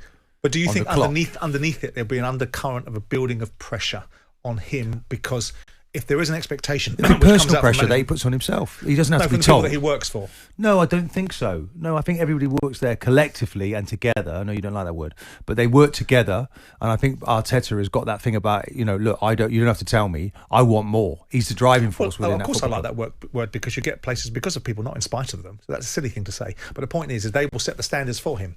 And if he doesn't achieve them, at some point they're going to say to Mikel Arteta, about time you delivered something. The history of that football club sets the standards, not the people there right now. There is an expectation, and Arteta he knows the rules.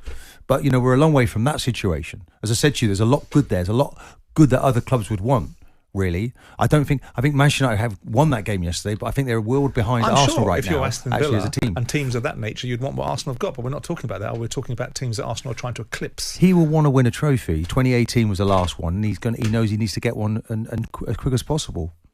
Charlie, the FA Cup action continues tonight, doesn't it? It does indeed, Jim. Yeah, just the one FA Cup tie this evening with Millwall hosting Dagenham and Redbridge. Millwall are the 3-10 favourites with Dagenham 8-1, the draw 23-5.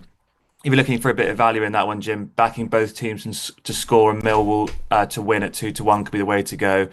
Only 6 teams have scored more goals than the visitors in the National League this season, despite them being 15th in the table. I bet you're Leeds and you're thinking, we're going to have the Morlocks of Millwall rolling around in our football stadium. Have they drawn them at Millwall or Leeds away? I can't remember the game. It's at Ellen Road, so Matt Gibbs will be have the Morlocks up there. Well, that'd be an interesting one. I think Alan McCoy said to me he's heading down to the Den later on today for the first time. That'll be an experience for him. I'm sure they'll be receiving him with open arms. And the Australian Open continues tonight down under, Charlie. What are you thinking? Yeah, it's been a really good day for the Brits in Melbourne today, Jim, with Jodie Burrage, Harriet Dart, Jack Draper, and just recently Jacob Fernley, who beat Nick Kyrgios, all winning. Overnight, 3 more in action, including Emma Raducanu and Katie Bolter, and a double on the pair is just under even money. Okay, Charlie, thank you very much indeed. That was a look at the latest odds, all thanks to BetMGM. Visit betmgm.co.uk, download the app, 18+, begambleaware.org. It's showtime on talkSPORT with BetMGM. Making every game an occasion with tools to help you play safe. Visit betmgm.co.uk or download the app. 18+, gambleaware.org. This was a Rangers fan statement to the board yesterday as to why some of them voted with their feet on 55 minutes and walked out of Ibrox when they were beating St Johnstone in that league game. The board used our 55th title as free rein to coast on success, masking their lack of vision and leadership while dragging the club into mediocrity. These actions seem drastic, but they're necessary. The board has failed us too long, and our loyalty will no longer be used as a pass for their failure. Strong words. How do they feel about it now that dust is settled after the walkout? Mark's a Rangers fan.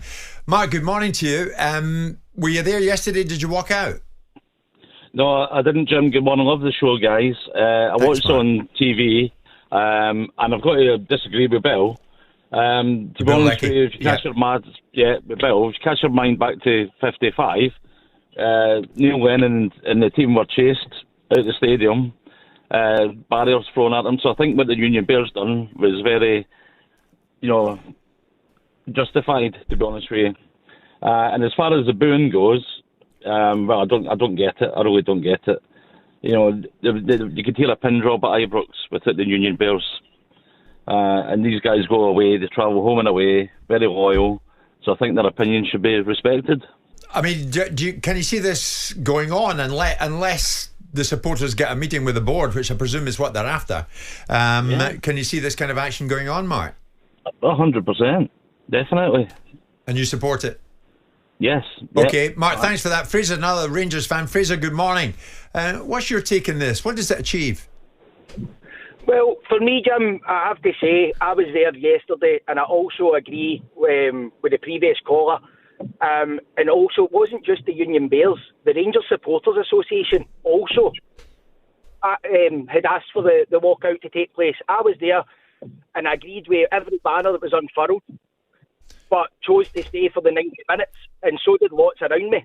So the idea that it was roundly booed is nonsense as well. There was plenty there who agreed but just chose to stay. And why did you choose to stay, Fraser? I travel a long way. I travel an hour and a half to watch my team. I chose to stay for the 90 minutes just that I'm not travelling that far to walk out early. But I clapped every banner and those around me.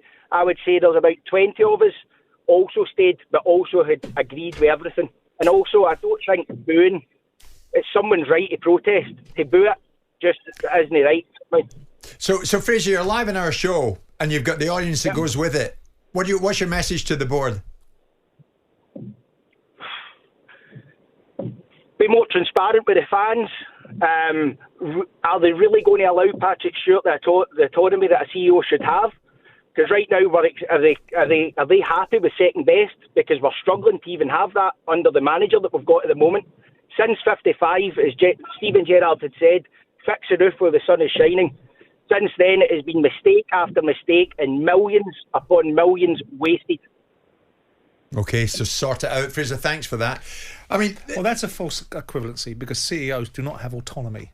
They have a degree of authority.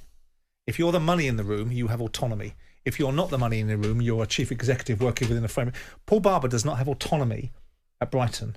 He has a degree of control and influence, but he works within the budgets that he will produce for Tony Bloom, that Tony Bloom signs off. I get so the autonomy is an inappropriate expression. The question for Rangers is, what have they done with the money that they generated? If it's wasted or it's not being spent or it's being trousered by the ownership. And the Celtic situation is that Celtic have generated far more revenue than Rangers. And the questions have to be asked, is that a degree of competency from the board? I would suggest appointments like Michael Beale suggest a type of thinking. I don't think Michael Beale is a Rangers manager. What about Philippe Clement? I think he's more of a Rangers manager. I know that sits in a slight controversial moment at this moment in time because they're not agreeing with him. And obviously the team isn't in great nick, but in Europe they're doing well. They've just beaten Celtic 3-0 for the first time in his tenure and for a long period of time. So whilst I agree, and I do think that they've been weak and inept, I do think that the outburst from Dave King highlighted how inept they were. Well, we may as well have this out. I mean, you stood in the boardroom with me and you looked at some of the Rangers directors and you said to me under your breath, well, I'm not so sure it was under your breath actually, I'm not impressed by this lot. I don't think you can be. I mean, with due respect to Douglas and to his son, I don't think they were particularly impressive. Douglas Park, who was the then chairman. Yeah, I mean, I have lost a fortune in a football club, so I know what it takes to be successful and unsuccessful. And sometimes if you're going to go to somebody and ask them for their opinion, know somebody that's done both. So you know what success looks like and you know what failure looks like. And I know both. So I can give a rounded judgment. Arguing about shirt sponsorship because your car dealership ultimately prohibited the league from having a shirt sponsor or a ground sponsor because one club has it. The low-level thinking of what's going on in that boardroom. So what do you do about dissenting fans, dissenting voices? Deliver better. Deliver clear. I mean, the transparency side of things, I don't know. I mean, you can pick up their accounts, you can see what money they get. The transparency side of things is about the clarity of thinking. Impart a message and bring them with you. Okay, we're not going to have this Celtic domination for any longer. We're going to raise more money. We're going to spend it wiser. We're going to be more economic in our thinking. And this is our vision. It's not difficult to do. It's only difficult to translate it if you haven't got any charisma and you can't sell it. Jim, they've got a wonderful fan base, both of these clubs. Wonderful opportunity. I put this to you, Jim. Is this just not a bitterness from the Rangers fans?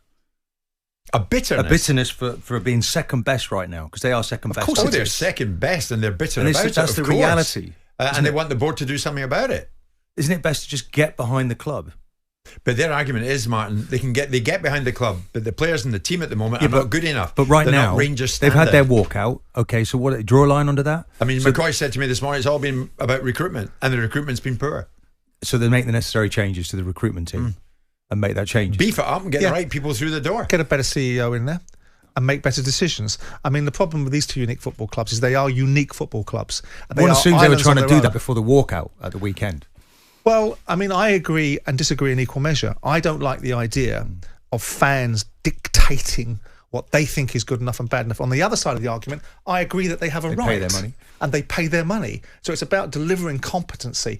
And right now, if you look at Rangers and you look at Celtic and you say, well, why are Rangers where they are? Who are they? Who is running it? And you see the people that have sat there and run it and you think, well, they're not very impressive. And they should be impressive to be in those positions of influence with football clubs of these kind of magnitude. Huge club, yeah. Okay, there's TJ, big Rangers fan. I said months ago that this would happen, and it's up to the board to act now. We shall see. We'll stay with it. Stay with us. We're live on talkSPORT.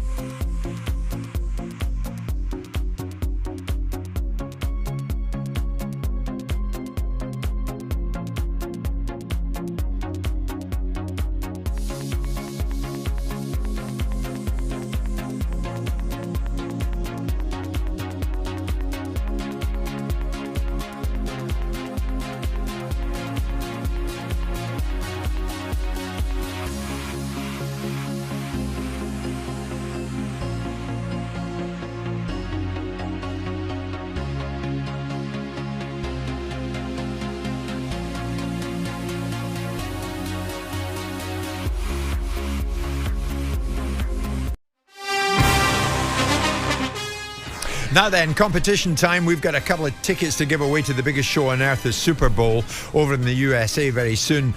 We have flights from London to give you as well, accommodation and a whopping $5,000. All you've got to do to get involved is text USA to 83338, then you're in it. Text costs £2 plus one standard network rate message. That's what you got to do. You can enter by post. Once again, for your chance to win, text USA to 83338. Enter by post. We'll take care of the rest. Entries cost £2 plus your standard network charges. Enter by 20th of January 2025 at 11 p.m. Alternatively, you can enter by post. Send your name, email address and contact details, including telephone number, to Super Bowl Competition, P.O. Box 3190, Colchester, CO2 8GP. Postal entries must be received by 23rd of January by 5 p.m. 18 plus only from England, Scotland or Wales. You must have bill payers' permission. This is a news broadcasting network competition. Full terms and conditions at talkSPORT.com. Didn't see my lips move, did you? Graham Potter in charge of West Ham United, Simon. First game in the Cup, beaten 2-1 in the FA Cup by Villa. But of course, that's on the field. Off the field of play, we know all hasn't been well at West Ham United. West Ham expected to review the position of the technical director, Tim Steidten. Lopetegui and David Moyes both reportedly fell out with Steidten, who ended up stepping away from the training ground in both managers' final weeks in charge. And then what did we see more recently? West Ham's public sacking of Lopetegui, largely stemming from that picture that went viral of Steidten having a meeting with Potter. So there has to be accountability, of course, with the manager and the manager's team, but surely there has to be accountability with the likes of the technical director and others in the boardroom. That was put to Potter, Simon. Says, absolutely. Part of the process. I've met everyone on the board, so you've got to give me a bit more time to develop relationships. But the more together we are, the more aligned we are, the better. Accountability. I mean, we touched on this last week, and of course we did. Would you have made things pretty hot under the collar for Mr. Steidten if that picture had got out and you were Sullivan? Yeah, well, yeah. I mean, I would have suggested to him that that's not the optics. Not that I like the word optics, but it's not necessary. This isn't necessary. We don't need to play out. It's all, in the end of the day, it's all moments in time. And the end outcome is what I'm more interested in. But there's a lack of necessity for it to have taken the pathway that it took. And there's no real reason for an influential figure at a football club to be meeting with an influential figure in football and for it to find its way into the newspapers, unless you either want it or you're careless about the manner in which you conduct private conversations. And it could be a combination of the two. Now, the fact that this fellow has fallen out with two football managers, one David Moyes and one Jordan Lopetegui, suggests that either he is a willing emissary of Sullivan's will, because I think Sullivan could fall out of the Dalai Lama, or it's the fact that he's a difficult guy and the football managers have legitimacy on their side, the fact that he's not pulling his end and is actually not the solution to the overall proposition of being aligned. Alignment is easy when you're going the right way and you're winning. It's not so easy when things are challenging. So people talk about alignment and people talk about everybody being together in a unified approach. Sometimes sporting directors have to have feet in, well, most of the time they have to feet. What are they? They are a function for senior management to have a pathway into the world of football. It is a football conversation via a board member that reports into the money or the commercial structure of the football club. Yeah, but if there's ever a casualty, Simon, it always seems to be the manager. You never hear Aston Villa have sacked, or West Ham United have sacked technical director of football. You never hear that. I don't know if that's true. I mean, there's consequences to CEOs. I don't know whether Christian Purslow survived the appointment of Steven Gerrard at Aston Villa, which wasn't a success. I don't know whether that was Christian's decision or whether there was a consequence for that decision being a poor one. I think that was more Emery, wasn't it, bringing the people in that he wanted? Possibly, to but he was the him. CEO. So you don't just take a CEO out in favour of a football manager. So it's a suggestion here that there's a review, Jim. You said, didn't you? There's a review. Yes. Yeah. So who's reviewing this? Is this Sullivan and Brady? It would be the owners, yes. Yeah. Yes, it would be those at the very top. So they're not happy then with the way that the things ended. I mean, David Moyes didn't want him in the building. Yeah, I mean, there must be some reaction to it. I mean, there's always an element of, Yeah, all right, football operators. Half the time you want to be on an island on your own. You want to be over there. You don't want any responsibility. So I do take some of that into the thinking. But there is this idea that a sporting director should not be at odds with the football manager. And that's a reasonable idea to have. Yes. There should be some alignment. If anything, the balancing act for the sporting director is to be capable of having a foot in two camps. That's a very difficult thing to do, because I'm telling you, a sporting director is a facilitator for the board. Ultimately, the equation is... Well, he is, isn't he? He's the gateway. He's the gatekeeper. Because really and truly, CEOs, with the exception of a few of them like Barber, that can speak the language of both football and business, most of them are set in an area which is commercial. And the complaint will be, get some football thinking alongside it. So a sporting director has to bridge that gap between what the chairman or owner wants and what the football manager needs, and be able to fall in directly in the middle, almost like a HR director. He's a function of the business, but he's looking after the staff. In this instance, the sporting director is a function of the football club, ultimately reporting into the board for the decisions, but giving the football manager the tools for what he wants, alongside the blueprint of academy direction, style of play, recruitment policies, and God knows whatever else a sporting director is supposed to deal with. Yeah. Alex Crook will be joining us in the final hour today. There is a lot going on out there. Alex tells me this lunchtime that Aston Villa have just agreed a fee with Borussia Dortmund for Daniel Malin, £22 million plus add-ons. That's the Philogene money, isn't it? Going around in a circle? It is beginning to rumble, actually, hearing too that talks are ongoing with Fenerbahce over the sale of Diego Carlos. So certainly, where are we now, Matt? We're getting through the month, are we not, of January, and a lot of time for business to be done, and it appears a lot of business is being done. And we have heard this morning that AC Milan will be making a formal approach to Manchester United today. Regards, Marcus Rashford. So it is beginning to click into, if not top, but certainly third gear, and we're right across the lot. Coming up to 12 noon, it's Jim White, Simon Jordan, Martin Keown, and we will talk transfer somewhere in that final hour today.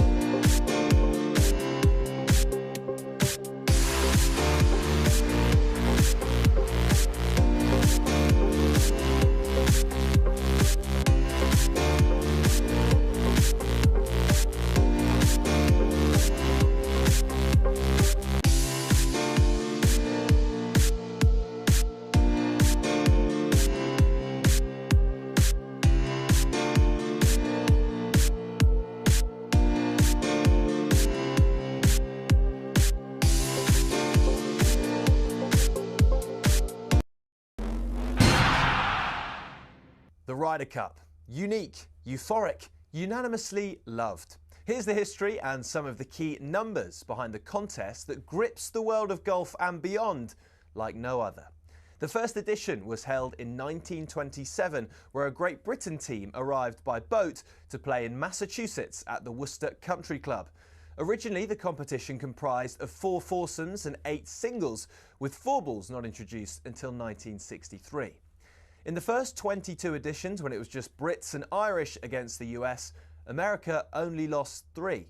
So, in 1979, in came the rest of Europe, including the future 5-time Ryder Cup winner, Seve Ballesteros. Since Team Europe was established, the head-to-head reads Europe 13, USA 9. Home advantage is a big deal. Europe's last away win was the miracle at Medina in 2012, and America hasn't won on European soil since '93 at the Belfry. It's accepted that both teams tailor their home courses to suit their own players. For example, in Paris in 2018, Thomas Bjorn asked for the rough to be kept extra long beyond the green to target the big booming American drives. 10 years earlier, Paul Azinger did the opposite, and the Valhalla rough was trimmed right down. On both occasions, the home side were resounding winners. So what about the money? The most recent Ryder Cup in Rome drew in a record 271,000 spectators and boosted the Italian economy by €262 million. In the US, the PGA America TV deal with NBC is worth $440 million, but no Ryder Cup revenue has ever gone directly to individual players. That's until now. In 2025, for the first time ever, the US team will each receive a fee for playing in New York. Of course, in Rome, legend has it Patrick Cantley refused to wear his cap because he wasn't being paid to wear it, though he insisted it simply didn't fit.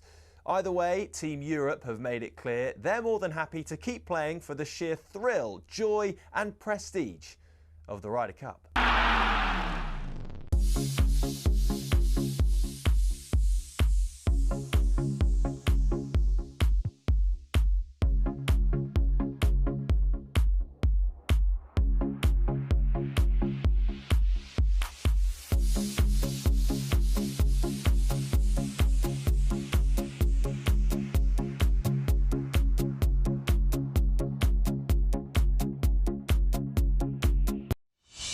Jim White and Simon Jordan. Mid-mornings on talkSPORT. Hard-edged, hard-nosed, hard to beat. The radio programme where the only thing they agree about is the name. Highly charged, highly opinionated, highly recommended. Jim White and Simon Jordan. Mid-mornings on talkSPORT. Mid-mornings and into the afternoon as well. It's 2 minutes past 12 noon. It's Jim White, Simon Jordan and Martin Keown, and we are live on talkSPORT. And as always, we're coming to you live, of course, on YouTube and Facebook. The many of you watching are being joined by many others day by day. So if you want to do that, it's fine by us. Head over to the official talkSPORT channel on those platforms, YouTube and Facebook, if you want to watch the show.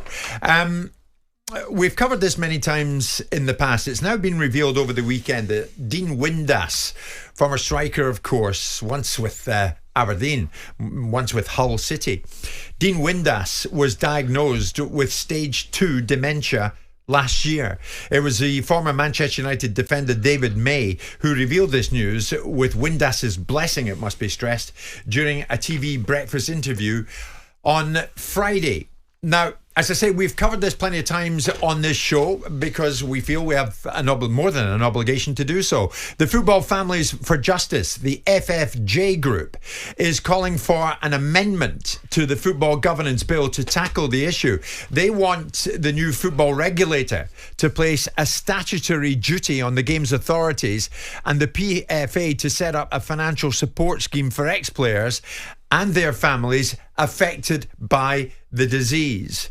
We're going to be speaking to John Stiles in just a second, the son of 1966 World Cup winner Nobby Stiles. And indeed, John is the founder of Football Families for Justice.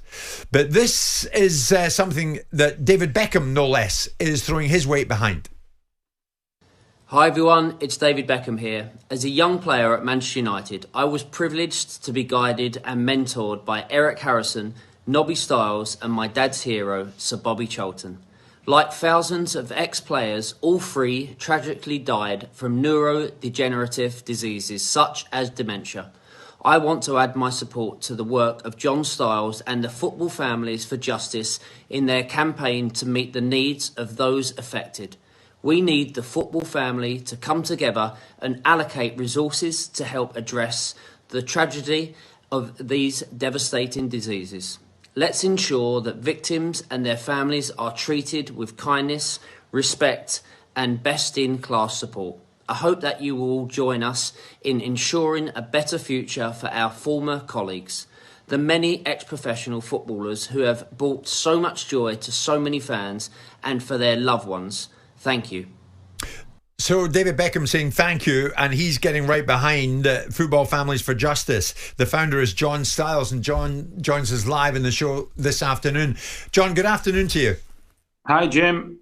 John, thanks so much for joining us. So you've got Bex's endorsement. What's your reaction been, John, when you heard the news over the weekend there about Dean Windass? Well, Dean Windass and David May have been members of the Football Families for Justice from the outset, and Dean got his diagnosis a year ago, and David revealed it on breakfast television. By the way, if typical Dean trying to make light of the situation, he says it's Martin Keown's fault for smashing him so often when he played against him. Goodness me. Right. All right. So Dean asked me last year if he could have a scan to be tested. I arranged for it, and this is the result that's come back. And typical Dean's obviously, he's spoken about his mental health issues before, but he's decided to come out and declare it publicly that he has been diagnosed with this condition. If I can just emphasise, it's very brave of him, but Dean is, at the moment, he's okay. I worked with him before Christmas, and he was doing his speaking, and he was brilliant. He's functioning normally, but he does know now that he's got his condition. So his future, well, we'll just have to see what happens. What we don't want to happen at the Football Families for Justice is that when Dean does need proper help, that what happens to him isn't like what happened to Chris Nicholl and Tony Parks and what have you. We want them to get the help. We want Dean to get the help he needs when he needs it. Of course, and Dean quite clearly is of the opinion that heading balls during his playing career contributed to him having dementia diagnosed at the age of 54. Absolutely. I mean, it's not rocket science. They used to blame it on the old balls. The old balls were heavy, so it was my dad's era. But now I know that Gary Pallister, he's spoken publicly recently about his concerns, Steve Howie, David May at the weekend. It's now, the modern balls don't get wet, but they travel faster. So there is a massive, massive risk still, maybe more than ever before. Velocity. Sorry, go on. It's the velocity of the ball that's coming at you. There is obviously, it's a massive concern. If you played professional football, it's 3 times more likely to get this, Jim. And obviously, in my position, it's 5 times more likely. So I think what people are looking for, John, is if you can tell us what are you doing next to try to put funding in place for these poor, unfortunate individuals that are suffering with dementia, which has been brought on by heading the ball. Well, this is where you want the regulator to come in, John, isn't it? Yeah. We basically, what happened is I asked David May if he would write to Andy Burnham, who is obviously he's been involved in Hillsborough and other campaigns, explaining all the facts. And David and Andy Burnham came straight back. So on Friday we had a press conference where it was announced that to Andy Burnham and Steve Rotherham, the mayors of Manchester and Liverpool, they're supporting us in the campaign because so many players are dying with this and without help, and they're supporting us. I've been campaigning for 4 years. We tried to shame everybody, the PFA, everybody into doing what they need to do, but we haven't really got anywhere. Maybe raised awareness, but now we've got these guys behind us. And what you said before, Jim, we want an amendment to the governance bill that's going through at the moment, whereby a proper fund has to be set up by the football authorities. Yeah. So now we take it, if you like, Martin, to answer your question, we're hoping to take it to Parliament. And we've got a lot of support, loads of ex-players. On Friday, there was Mark Lawrenson, Jan Molby, Gary McAllister, Peter Reid, Kevin Ratcliffe, loads of ex-players. They're all behind us, and they're all angry because what should be happening isn't happening, and the players aren't getting the help they need. John, let's put it to Simon. Is this an area, Simon, in your belief, where the regulator could actually really help? Possibly, but this isn't a conversation that John Charles should be having, or Dawn Astle. This should have been brought up by their union and managed by their union for years. Absolutely. John Stiles, sorry. And the bottom line is that these guys, John and Dawn and Penny Watson and whoever else, has had to fight their union to represent them. Going back in the day, there's been a desire to not classify this as an industrial injury. And in recent terms, it's been accepted as a no-fault injury, which means the industry isn't culpable for class actions to be brought against it, which is what rugby is currently getting, with Steve Thompson and other people bringing it for the collision side of things. This is a different side. Sport has now adapted to it, is now looking at resolving heading at training grounds, underage kids or kids of a certain age not being able to head the ball. But this doesn't support the generation of footballers that weren't the beneficiaries of the newfound knowledge that has now been determined, which is why the industrial injury side of things is very important to the FA. It's very important to the PFA, because they don't want to be part of a conversation which results in class actions being brought against the industry for enormous amounts of money. But the fact that the PFA, as the union, have not dealt with this properly is a scandal. This is a union that has, and the reasons why they haven't dealt with it is because they're funded by football, not funded by their members. But they're not the only stakeholder, right? But they're the union. Just to they explain, are the union, so Martin. We have the FA here. It's their responsibility. So they're now no longer heading the ball in schools, aren't they? So is there a government responsibility as well? Perhaps, but the FA, there's a games responsibility. Now that they have this knowledge, and this myth that the footballs were heavier in the 60s and 70s, this has been debunked repeatedly, but the footballs were what they were. They all had their own challenges, right? The fact that the industry didn't do anything about it because it didn't have the knowledge, and the fact that vested interest, the FA has abdicated responsibility for a long time. The Premier League perhaps don't have responsibility, the governing body, which is the FA, does. I go back to the union, because if you don't get represented by your union, who are you going to get represented by? Well, to provide a bit of balance in this, John, we know in 2019, and a lot of people agreeing with Simon, as Simon makes a point about the PFA. But in 2019, John, the FA and the PFA co-funded research to inform the debate on dementia in football. The PFA and the Premier League also set up the Football Brain Health Fund in September 2023 with an initial £1 million. But you would argue that's a drop in the ocean, John, presumably. It's ridiculous, Jim. It's a PR exercise, as I said at the press conference the other. It's a PR exercise. My dad's health costs were over £100,000 a year. £1 million won't take care of 12, 13 families' care costs. How much did your dad's health cost? Well, it was £125,000 a year it would cost. And if my dad hadn't had some medals to sell, I don't know what we would have done. And that's what's happening to families now, Jim. The PFA, when it comes to the dementia situation, are morally bankrupt. £1 million is nothing. It's nothing. It's an insult. In America, they did a fund for the NFL. It was $1.25 billion. £1 million. It makes my blood boil, Jim. But they've even got the audacity to suggest it as an adequate fund. John, if football isn't listening, are you confident the government will? We'll do our best, Jim. We've been at it 4 years, and it's about where the money comes from. Simon, John. It's about where the money comes from. We saw the virtue signalling of players and the Premier League during COVID, where the National Health did not ask for any money. They didn't need any money, right? But the players put together a structure, and the Premier League donated 20 million quid to the NHS. If you can throw that kind of money around, with due respect to it, then the industry itself should be providing a fighting fund of the players going forward is a different dynamic. The intelligence is now here. The economics of players are in a different space than they were in the 50s, 60s, 70s and 80s, where this is predominantly finding its roots in. It's about what you do for that generation. And again, I make the point, if you can throw £20 million donations around to the NHS during COVID, you can throw £20 million into a fund, and the PFA get paid £27 million a year out of the broadcast deals.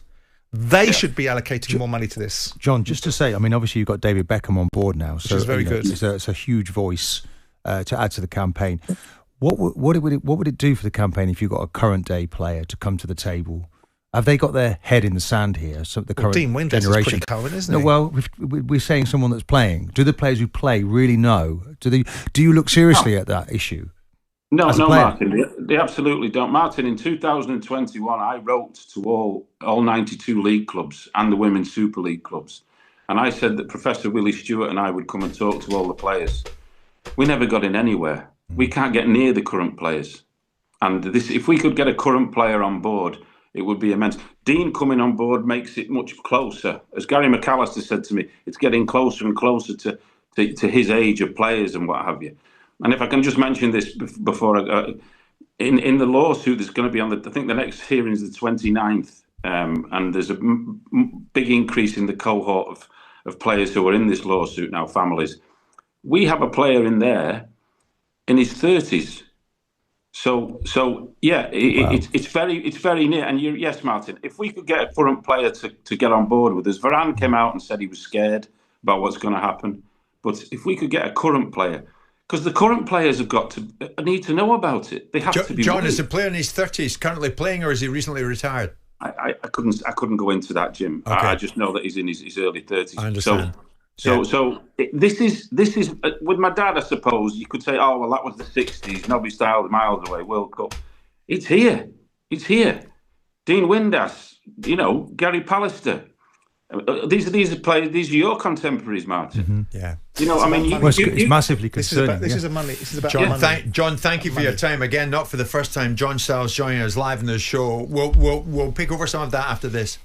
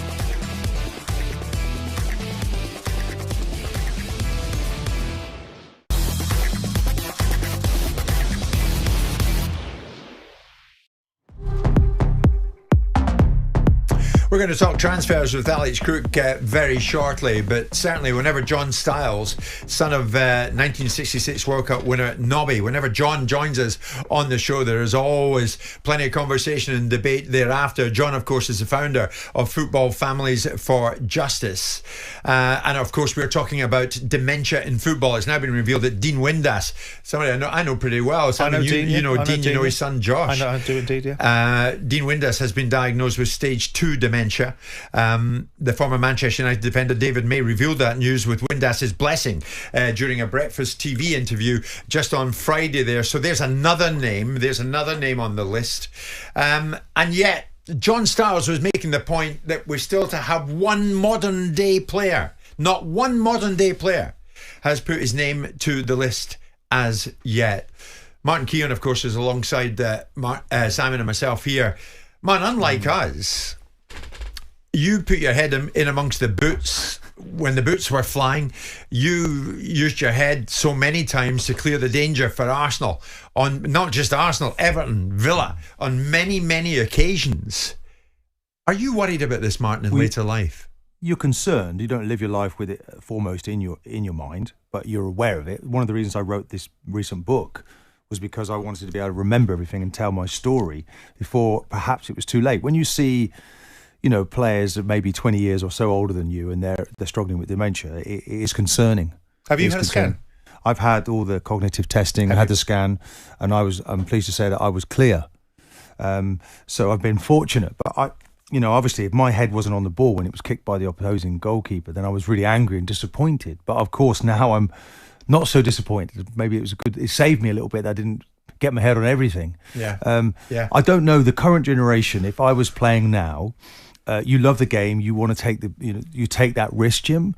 They're much better informed now. What's the alternative, Martin? I think they're almost ignoring, though, perhaps their future by not looking into what's happening to the other players. The modern day players. Yeah, and they're playing so many games. Simon is saying, that okay, the ball is on the deck a little bit more right now, but there are lots more games. But what's the alternative? Right now? I mean, ultimately, what we're talking about, at the top end of the pyramid, all of the players are put in financial positions where their own medical well-being can be established by their own finances. We're talking about a generation of footballers that didn't have the same level of access to finance. And I know that League One, League Two players will fall into this conversation as well. If the argument is, what do you do with it? The people are now informed, which they weren't before. So they now are aware of it. There are initiatives to be able to take heading out of the equation for younger kids at certain stages in their life. But is this an existential threat to football? That ultimately we're going to take heading out of the game? Because that's probably not going to happen. So what we're now talking about is, how do you prepare financially and economically for the potential challenges around your health as a result of being a professional footballer? Well, this is all the main stakeholders, isn't it, Jim? Who's going to take part in all of this? And the government itself as well. Yeah. Within the schools. I mean, recently this has been lifted, isn't it? That they don't head the board in school. And that's prevention. So they're part of that. That's prevention. It's not cure. It's a preventative measure. I wouldn't have a problem if I was a player today and there was a slush fund of money that was going towards a dementia element of this. If we know the knowledge that we do, and I'm still playing, look, I'm heading the ball. I'm 5 times more likely. But it's really simple. I mean, it's even simpler than that. I mean, the PFA get £27 million a year from the broadcasters to fund them. If they went to their players and said, rather than charge you £100 union fees or 150 quid or 70 quid in League One, we're going to take 1% of your salary from all of you players around the country, they would generate tens and tens of millions of pounds, which would go then to the well-being of the industry. But with due respect to your colleagues, they wouldn't pay it. Irrespective of what kind of person you might be and what kind of person you are, if you are asked to fund something, in this instance, modern day footballers going forward are aware now. Are you asking the Premier League then to put money in? Are you asking the FA to be a stakeholder? Well, I think I'm not asking anybody. What I'm saying is the problem. So you're just putting it just on the players. What I'm saying is we've all got to be. If you want to play modern day football, and you know the challenges of it, who becomes ultimately responsible for the decisions that you make? You don't have to be a footballer. Should the industry be making some contribution? Likely. Should the players be making some? Should it be a joint venture? Should there be a fund set up that someone can manage and turn into a wealth fund? Yes, all of that. And all of that. The past players didn't know the risk. No, exactly. Current players are not subject to the same challenges that past players are, either economically or lack of information. It's about what you're going to do retrospectively and where the money's going to come from. And the industry doesn't want it to come from itself, Because the PFA haven't wanted to get involved with this, not because they're remiss or because they're lackadaisical, because there's a conflict of interest. Because you start suing the industry, all of a sudden the funding that you get from it might find its way not reaching you. So there's a real challenge of vested interest. Who's culpable for it? The FA, the ball manufacturers, the physios, the medical departments. Who's culpable for the lack of information that players had during the 60s and 70s for the challenges that they now have in their later lives? And now is the time, Simon. Would it help if the odd Premier League owner put his name to it? It's a difficult one because morally you think yes, but literally, who's going to want to encourage the thinking in modern day footballers about the manner in which they approach the game? We are seeing a sanitised game. We know that the physicality of the game is being diminished in terms of challenges, the amount of headers, the fact that there's an intelligence being brought towards it. Yeah. And in an ideal world, for the campaign, you want somebody that's a poster boy for it, somebody that's playing at a big football club. For the reality of it is, A, you don't want a player coming out saying he's got CTE at this stage in his career, and B, you don't want to create that feeling in players' mentalities that actually playing in an industry like this means we've got to play a certain way. So there's a real... Because if you went to people like Paul Barber at Brighton and said to Paul Barber, I want access... People like him are very accessible, very flexible, but the fact that nobody replied to John Stiles, not one football club tells you that the industry but it's doesn't funny. want it at the front. I say as well about no regrets, and I know now the implications of heading those balls. But you still would have done it. But I would still have done it. I don't have that regret. It's like so boxers. there's an element now of do we draw a line under it, Jim? But whilst we go forward, but we have to look after these former But it's an players. industry awash with money. Yeah. And the John Stiles of the world are looking at this, and the Penny Watsons of the world are looking at this, and the Dawn Assels of the world are looking at this going, my father played during a period of time where the information was either not there or it was suppressed. Yeah. And our lives were ruined as a result of it, and who was there to look after us? Oh, absolutely. There's a message there, Simon. Please remember in all of this, guys, for every Bobby Charlton, for every Nobby Stiles, step up 1,000 part-time and lowly paid full-time professionals who have literally no voice. Well, you've got voice with us, and we'll follow what John Stiles is doing. Beckham elevates it. Yeah, well done to Beckham for getting involved in that. Is Jim White, Simon Jordan, Martin Keown, live in talkSPORT with Selco Builders Warehouse, where the trade go.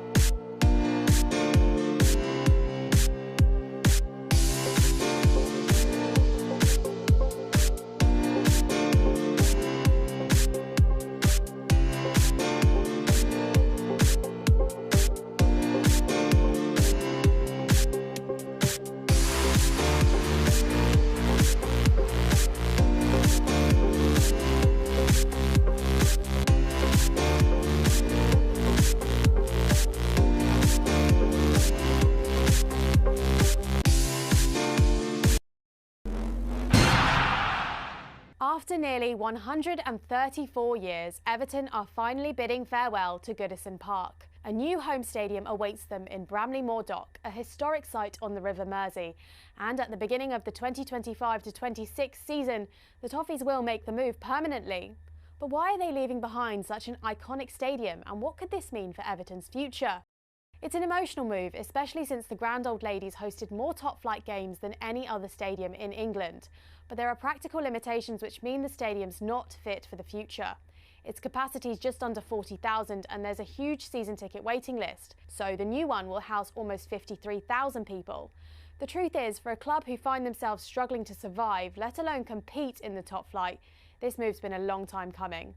They were once one of the most successful clubs in England and a founding member of the Premier League, but they've now fallen far behind the elites. They haven't finished in the top 4 since 2005, and things need to change if they are to live up to their rich heritage. After all, Everton won 2 top-flight titles in the 80s. A new home stadium which is financially profitable and a bit more modern is a must. Mind you, the build's already set them back around £800 million. And though a shiny new stadium is on the horizon, many questions remain. Perhaps most importantly, will Everton still be in the Premier League by the time they first take to the pitch in their new home stadium?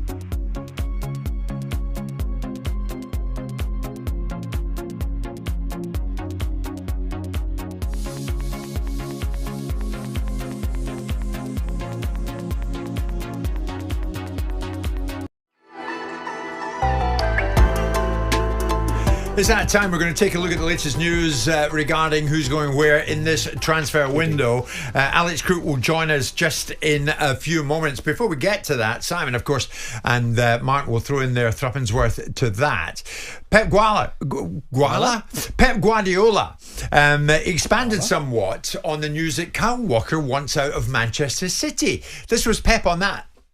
It's not easy to me to say because I should say him, but he's not here. So 2 days ago, Kyle asked to explore the options to play abroad, the end of his career. He asked two years ago, after travel. Bayern Munich, I think, want him, but the offer was not good enough. And I asked him, the club asked him how important it is. We cannot understand the success that we had these years without Kyle. It's impossible. Have been our right back and give us something that we didn't have and have been amazing. But now in his mind is he would like to explore already, to go another country to play the last years for many reasons. And for that reason, I prefer, playing other players like his mind is here. So, caught us all a bit by surprise at that. Maybe Alex Crook was caught surprised by it. Alex, good afternoon. What's your take on it? What's the latest on Walker? Good afternoon. Caught by surprise, maybe with Pep being so frank about it, but I guess he had to answer the question after Kyle Walker wasn't involved at the weekend. Not caught by surprise that Walker wants to leave Manchester City, because I think that's been in the offing for some time now. There was interest from Bayern Munich that he was keen to explore, 18 months or so ago. So I think he's always had his mindset potentially on playing abroad one day. We all felt that Saudi Arabia would be a potential destination, but talkSPORT can report this lunchtime that Kyle Walker has told bosses over in Saudi Arabia, people who run the Saudi Pro League, that isn't a move that interests him at this moment in time. He'd rather stay in Europe. AC Milan very much in the box seat. We're expecting a formal request from them to Manchester City this week. There's a 2.5-year contract waiting on the table for Kyle Walker. So I think the San Siro is probably where he pitches up. And this could be the beginning of the end of an era when it comes to Manchester City, because I don't think he'll be the last high-profile departure. There's still every possibility that Kevin De Bruyne leaves City at the end of the season, probably for the MLS, and we're already seeing a bit of a rebuild with signings coming in this window. What do you think, Martin? Do you think this is the start of the exodus that Alex is alluding to? Well, I don't know if we've actually heard from Kyle Walker yet, Alex, have we, on this matter? It's been announced by the manager, so one assumes it's sort of a Man City decision. Because he's not actually played recently. He's been sitting on the bench. We know that his form's been affected by, obviously, family issues that he has. And it's maybe, is it got almost too big for the club? And it's like him and the manager have agreed, look, he's 34 years of age. He's been a fantastic servant for the football club, has won copious amounts of trophies. But we need a change. And, he's getting him out. I think Alex, he came out of a conversation with Walker and Chiki Buguristan. Yeah, absolutely. And I think that the key here is that Pep Guardiola, if you look at his record as Manchester City manager, he doesn't stand in people's way, does he? Once they've decided they want to move on, he tends to facilitate that. He did it with Raheem Sterling. He did it with Zinchenko, of course, as well. And he did it with Gabriel Jesus when he wanted to go out and play regular first-team football. So I think Pep's always been very fair to his players, particularly people like Kyle Walker, who clearly have served the club with such distinction and won all there is to win in the club. But Rico Lewis is playing right now, isn't it? I mean, that's hurting the most, isn't it? Kyle Walker is thinking, hold on, he's not going to trust me again. He's not going to invest in me. And maybe he feels, do you know what? Maybe he even tested the water about a new contract. Do you find it strange, Simon, in the middle of a season? He was the captain of the football club. Well, I mean, he's got a year left in his contract. It runs out in June 26. Maybe it's cheaper for his personal life if he's abroad. Look, at the end of the day, everything comes to an end. And if he's clear in his mind, maybe the writing is on the wall. Maybe he's been given the word by Pep Guardiola that there's likely to be a rebuild and that he may not feature as predominantly as he's featured in the past. And he's jumped before he's pushed or put in a situation where he can control his own destiny. I think it's admirable. I'm very pleased to hear him saying he doesn't want to go to the Saudi Pro League because despite his recent form, which has been not where we thought it should be or could be or has been, shall we say, he's been one hell of a player for Man City and England as well at times. Yes. So the fact he wants to go and play competitive European football but also, and take a paycheck from he Saudi may have taken is it personally. He hasn't played. He hasn't started the last 5 games. And he may be thinking this is aimed at me and it's time I move on. Because he was the captain, voted by the players. Maybe. Or maybe he's had that conversation. Or maybe just the reality of the fact that, that every manager has the right to make a change. No one is entitled to anything. So the fact that Kyle Walker made a decision, I think is good for Kyle Walker. Seemingly all roads lead to AC Milan. Oliver Glasner revealed that Chelsea loanee Trevor Chalobah unavailable for Palace's FA Cup win over Stockport because of a contractual issue. What more do we know about that, Alex? Well, I think there are some games at play here when it comes to Chelsea because I think Mark Gay, Chalobah's current Palace teammate, is a top target for them this window. Obviously, they've lost Wesley Fofana, probably for the rest of the season due to injury, and they are a team who but it was either there or it wasn't it? I mean, it's not a case of what's happening now. When they signed Chalobah at the beginning of the season on a season's loan or whatever they signed him on, the conditionality would be there or it wouldn't be. I.e., it's at our discretion if you're allowed to play in the FA Cup, because obviously if he plays in the FA Cup for Chelsea and they need to recall him, he's cup-tied. Absolutely. But I do think maybe this is a pressure tactic from Chelsea because they want to sign Mark Gay. I wouldn't completely rule them out recalling Chalobah if they can't come to an agreement with Gay. And it was interesting, wasn't it, that Oliver Glasner, when he was talking about the issue with Chalobah, he volunteered Gay and said that he wants to stay here. Obviously, as we spoke about last week, there's no imminent sign of Gay signing a new contract. So they've got a big decision to make. But I do think this is a little bit of a pressure tactic from Chelsea. But it's not unusual for players to be left out of FA Cup third round ties. Take Mark Travers at Bournemouth, much less high-profile example.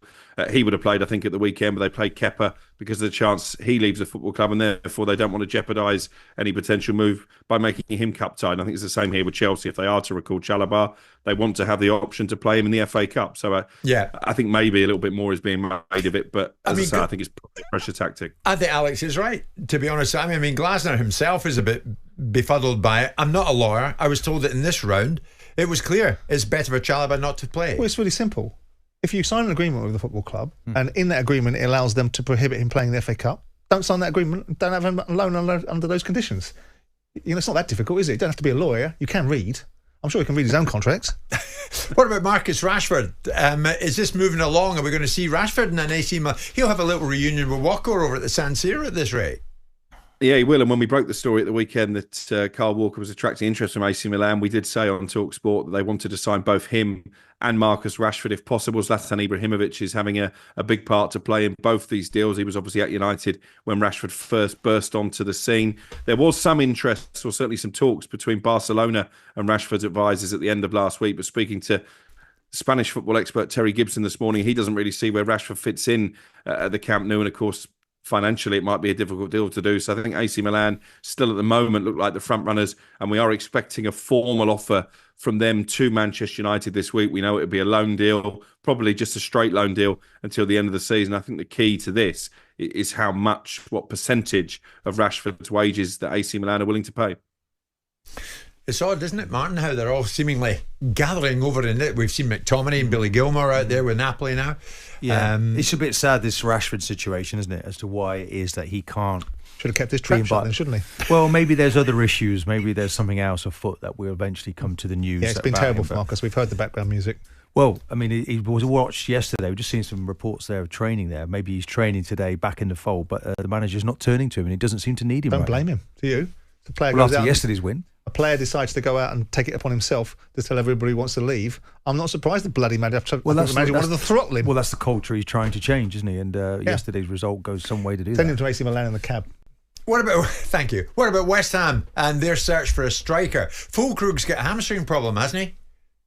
Yeah, he's going to be out for 3 months, which is a massive blow for Graham Potter so early in his tenure. And I feel for the player as well, because I think we saw at the Euros, Jim, not least scoring against Scotland, I think that there's a talented player in Nicholas Fulkrug. You're quite talented for that, do you? Fit.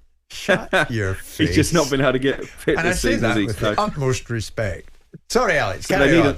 They need a number 9. Obviously, Michail Antonio won't play again this season. Jared Bowen can play there, but he's injured as well. And I think you lose something when you put him through the middle as opposed to out wide. We know there's interest in Evan Ferguson, but that's complicated because Brighton want to make sure that Danny Welbeck is fully fit before making a decision on Ferguson's future. And Ferguson himself is currently sidelined by an ankle injury. Taiwo Awoniyi at Nottingham Forest is another name that's been mentioned to me, but I think Forest would want a replacement in first. But certainly a striker is very much West Ham's priority. And I think in order to get any kind of success, David Sullivan needs to pull a rabbit out of the hat for Graham Potter because they look very light going forward. Yeah, and Leicester in the market, I think, this lunchtime? They are. This is a deal that I think it could accelerate quite quickly. They've had a lot of problems defending down the right side of their defence this season. That's where a lot of the goals they've let in have come from. They're trying to address that with a move for the Parma fullback, Wou Koulibaly. He's only going to cost about £3 million because his contract is up in the summer. They've also taken a look at Kyle Walker-Peters at Southampton, who's one to keep an eye on between now and the end of the window because his contract is also due to expire in the summer. But I think Southampton are looking for between £6 and £8 million for him. So Leicester have decided that Koulibaly is a cheaper option, and we expect that one to happen. Alex, terrific. Great stuff from you, as always. Am I right in thinking that when we start grinning like a Cheshire cat? I've got this image of David Sullivan in a top hat, Cuban Hills, limbo dancing under this table. Producing a rabbit out of a hat. Producing a rabbit out of it, When we were in Germany, and the opening game was Germany against Scotland, am I right? And you looked at me and you said, well, enjoy it, I won't be coming. That was a look at the transfer window thanks to Intuit QuickBooks. Search QuickBooks and you can find out more.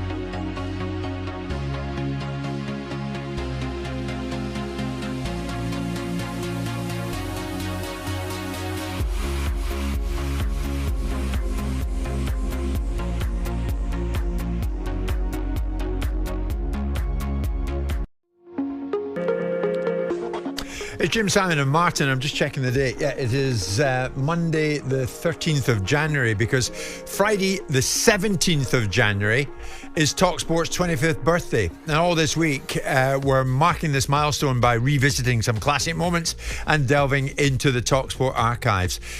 When talkSPORT first aired, you'll like this, Simon, January 2000, Kevin Keegan was England manager. Kevin Phillips was on his way to winning the Premier League Golden Boot with 30 goals for Sunderland. Manchester United, Martin, cruised to the Premier League title, but they sparked huge controversy by withdrawing from the FA Cup to play in the Club World Cup in Brazil. So anyway, that puts it all into perspective. For today's archive clip, we go back to April 2018. Simon, you and I were on this day, actually, if memory serves me right. We just lost our friend and colleague, the former England midfielder Ray Wilkins, at the age of just 61. And we opened up the phone lines that morning for callers to call in and pay tribute to Ray. And then we received this. I'd just like to say, Bob mentioned just then he was a football man. I disagree. He was a real man. I'm an ex-soldier, and I had some time where I was homeless and I was outside of Brompton Station. And what had happened was he came over to me and I recognised him straight away, you know, and he just took some time to sit and chat. And we were both sat on my bit of cardboard together. And he took the time to sit and talk, and we were chatting about the army. And I was a gambler at the time. Oh, I'm still a gambler, but I'm recovering. But he took the time. And he even took a phone call during that and said, look, you know, I'll call you back. I'm busy at the moment. And we were sat chatting, and he gave me £20 and told me to get myself a hot meal, and then took me across the road to buy me a coffee. And as the bill came, I asked him, I said to him, can I please buy this? I want to feel like a man. And he said that he totally understood all of that. That night, I took that £20 and I got some shelter and I had a hot meal. During that time, when I was in the shelter, I met a guy who was helping ex-soldiers, who put me in touch with decent people and who would help me. I'm now fully recovered, not gambling. I have my own place, a beautiful girlfriend who I'm about to marry. And I put it down to the time that man took to give to a man that was nothing to him, a stranger. And I'm sorry if I'm getting emotional, but he was a real hero to me and to millions of others across the world. Thank you for giving me the time to say thank you to a man I never got to say thank you to, not really. Anyone who phones in today with a memory is basically saying to his family, thank you for giving us Ray Wilkins. That was quite a phone call, Simon, wasn't it? I remember it well. I remember sitting in studio with yourself, with Bob Bob Mills. Yeah.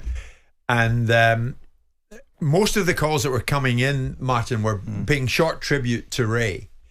And then this gentleman came on and just elaborated on what Ray had meant to him and the experience of meeting Ray.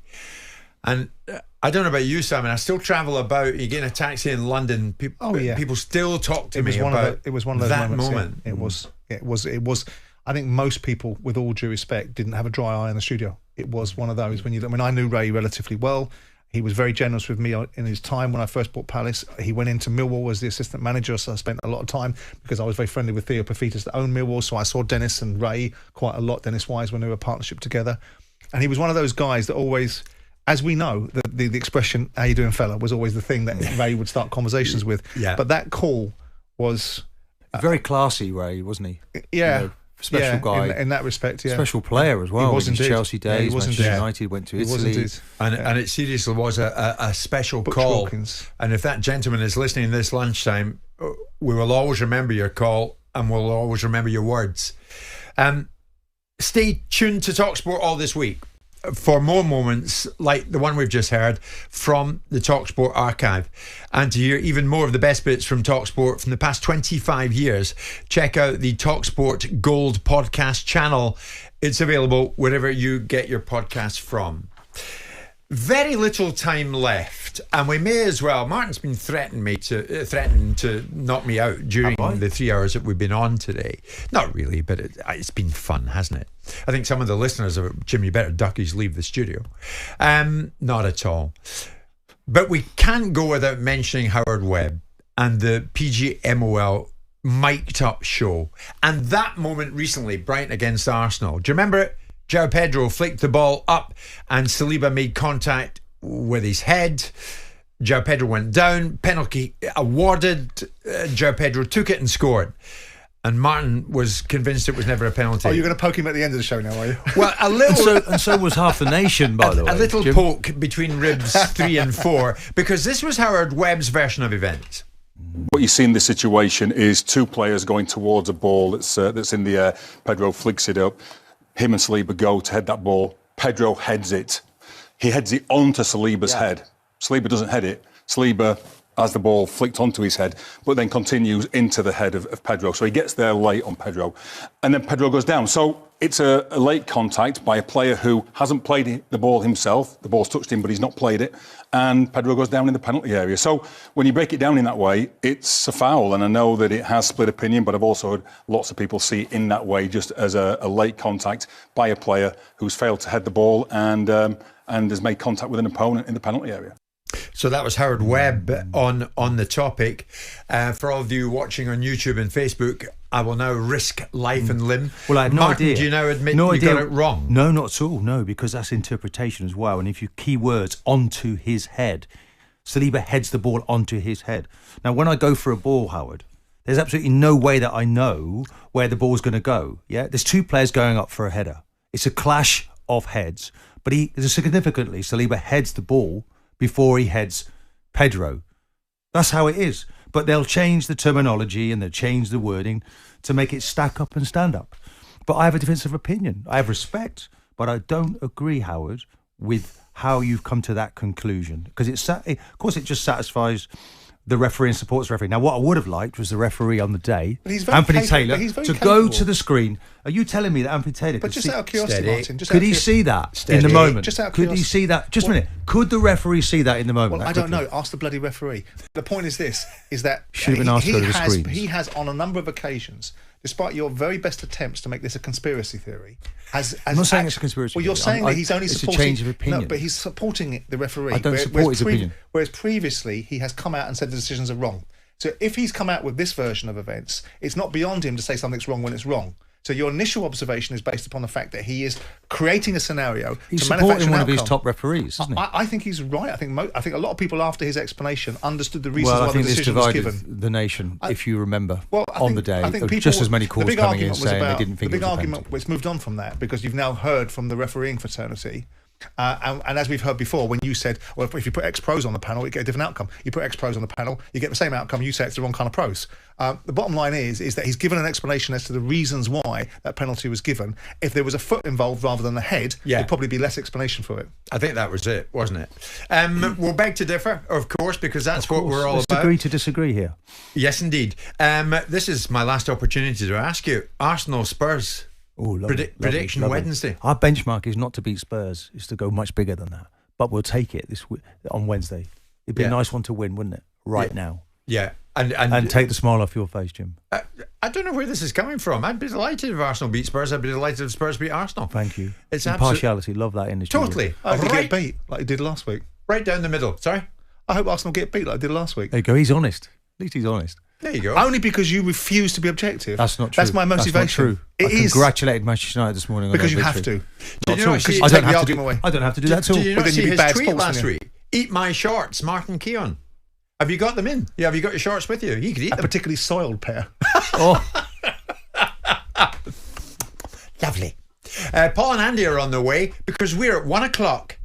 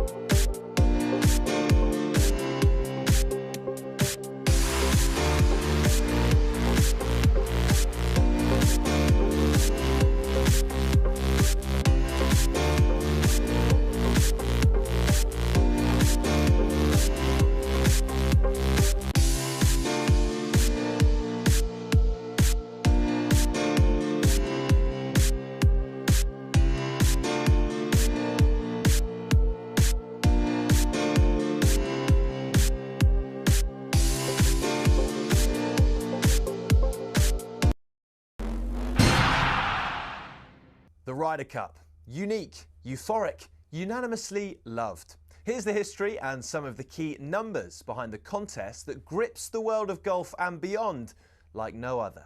The first edition was held in 1927, where a Great Britain team arrived by boat to play in Massachusetts at the Worcester Country Club. Originally, the competition comprised of 4 foursomes and 8 singles, with 4 balls not introduced until 1963. In the first 22 editions, when it was just Brits and Irish against the US, America only lost 3. So, in 1979, in came the rest of Europe, including the future 5-time Ryder Cup winner, Seve Ballesteros. Since Team Europe was established, the head-to-head reads Europe 13, USA 9. Home advantage is a big deal. Europe's last away win was the miracle at Medina in 2012, and America hasn't won on European soil since '93 at the Belfry. It's accepted that both teams tailor their home courses to suit their own players. For example, in Paris in 2018, Thomas Bjorn asked for the rough to be kept extra long beyond the green to target the big booming American drives. 10 years earlier, Paul Azinger did the opposite, and the Valhalla rough was trimmed right down. On both occasions, the home side were resounding winners. So what about the money? The most recent Ryder Cup in Rome drew in a record 271,000 spectators and boosted the Italian economy by €262 million. In the US, the PGA America TV deal with NBC is worth $440 million. But no Ryder Cup revenue has ever gone directly to individual players. That's until now. In 2025, for the first time ever, the US team will each receive a fee for playing in New York. Of course, in Rome, legend has it Patrick Cantley refused to wear his cap because he wasn't being paid to wear it, though he insisted it simply didn't fit. Either way, Team Europe have made it clear they're more than happy to keep playing for the sheer thrill, joy and prestige of the Ryder Cup.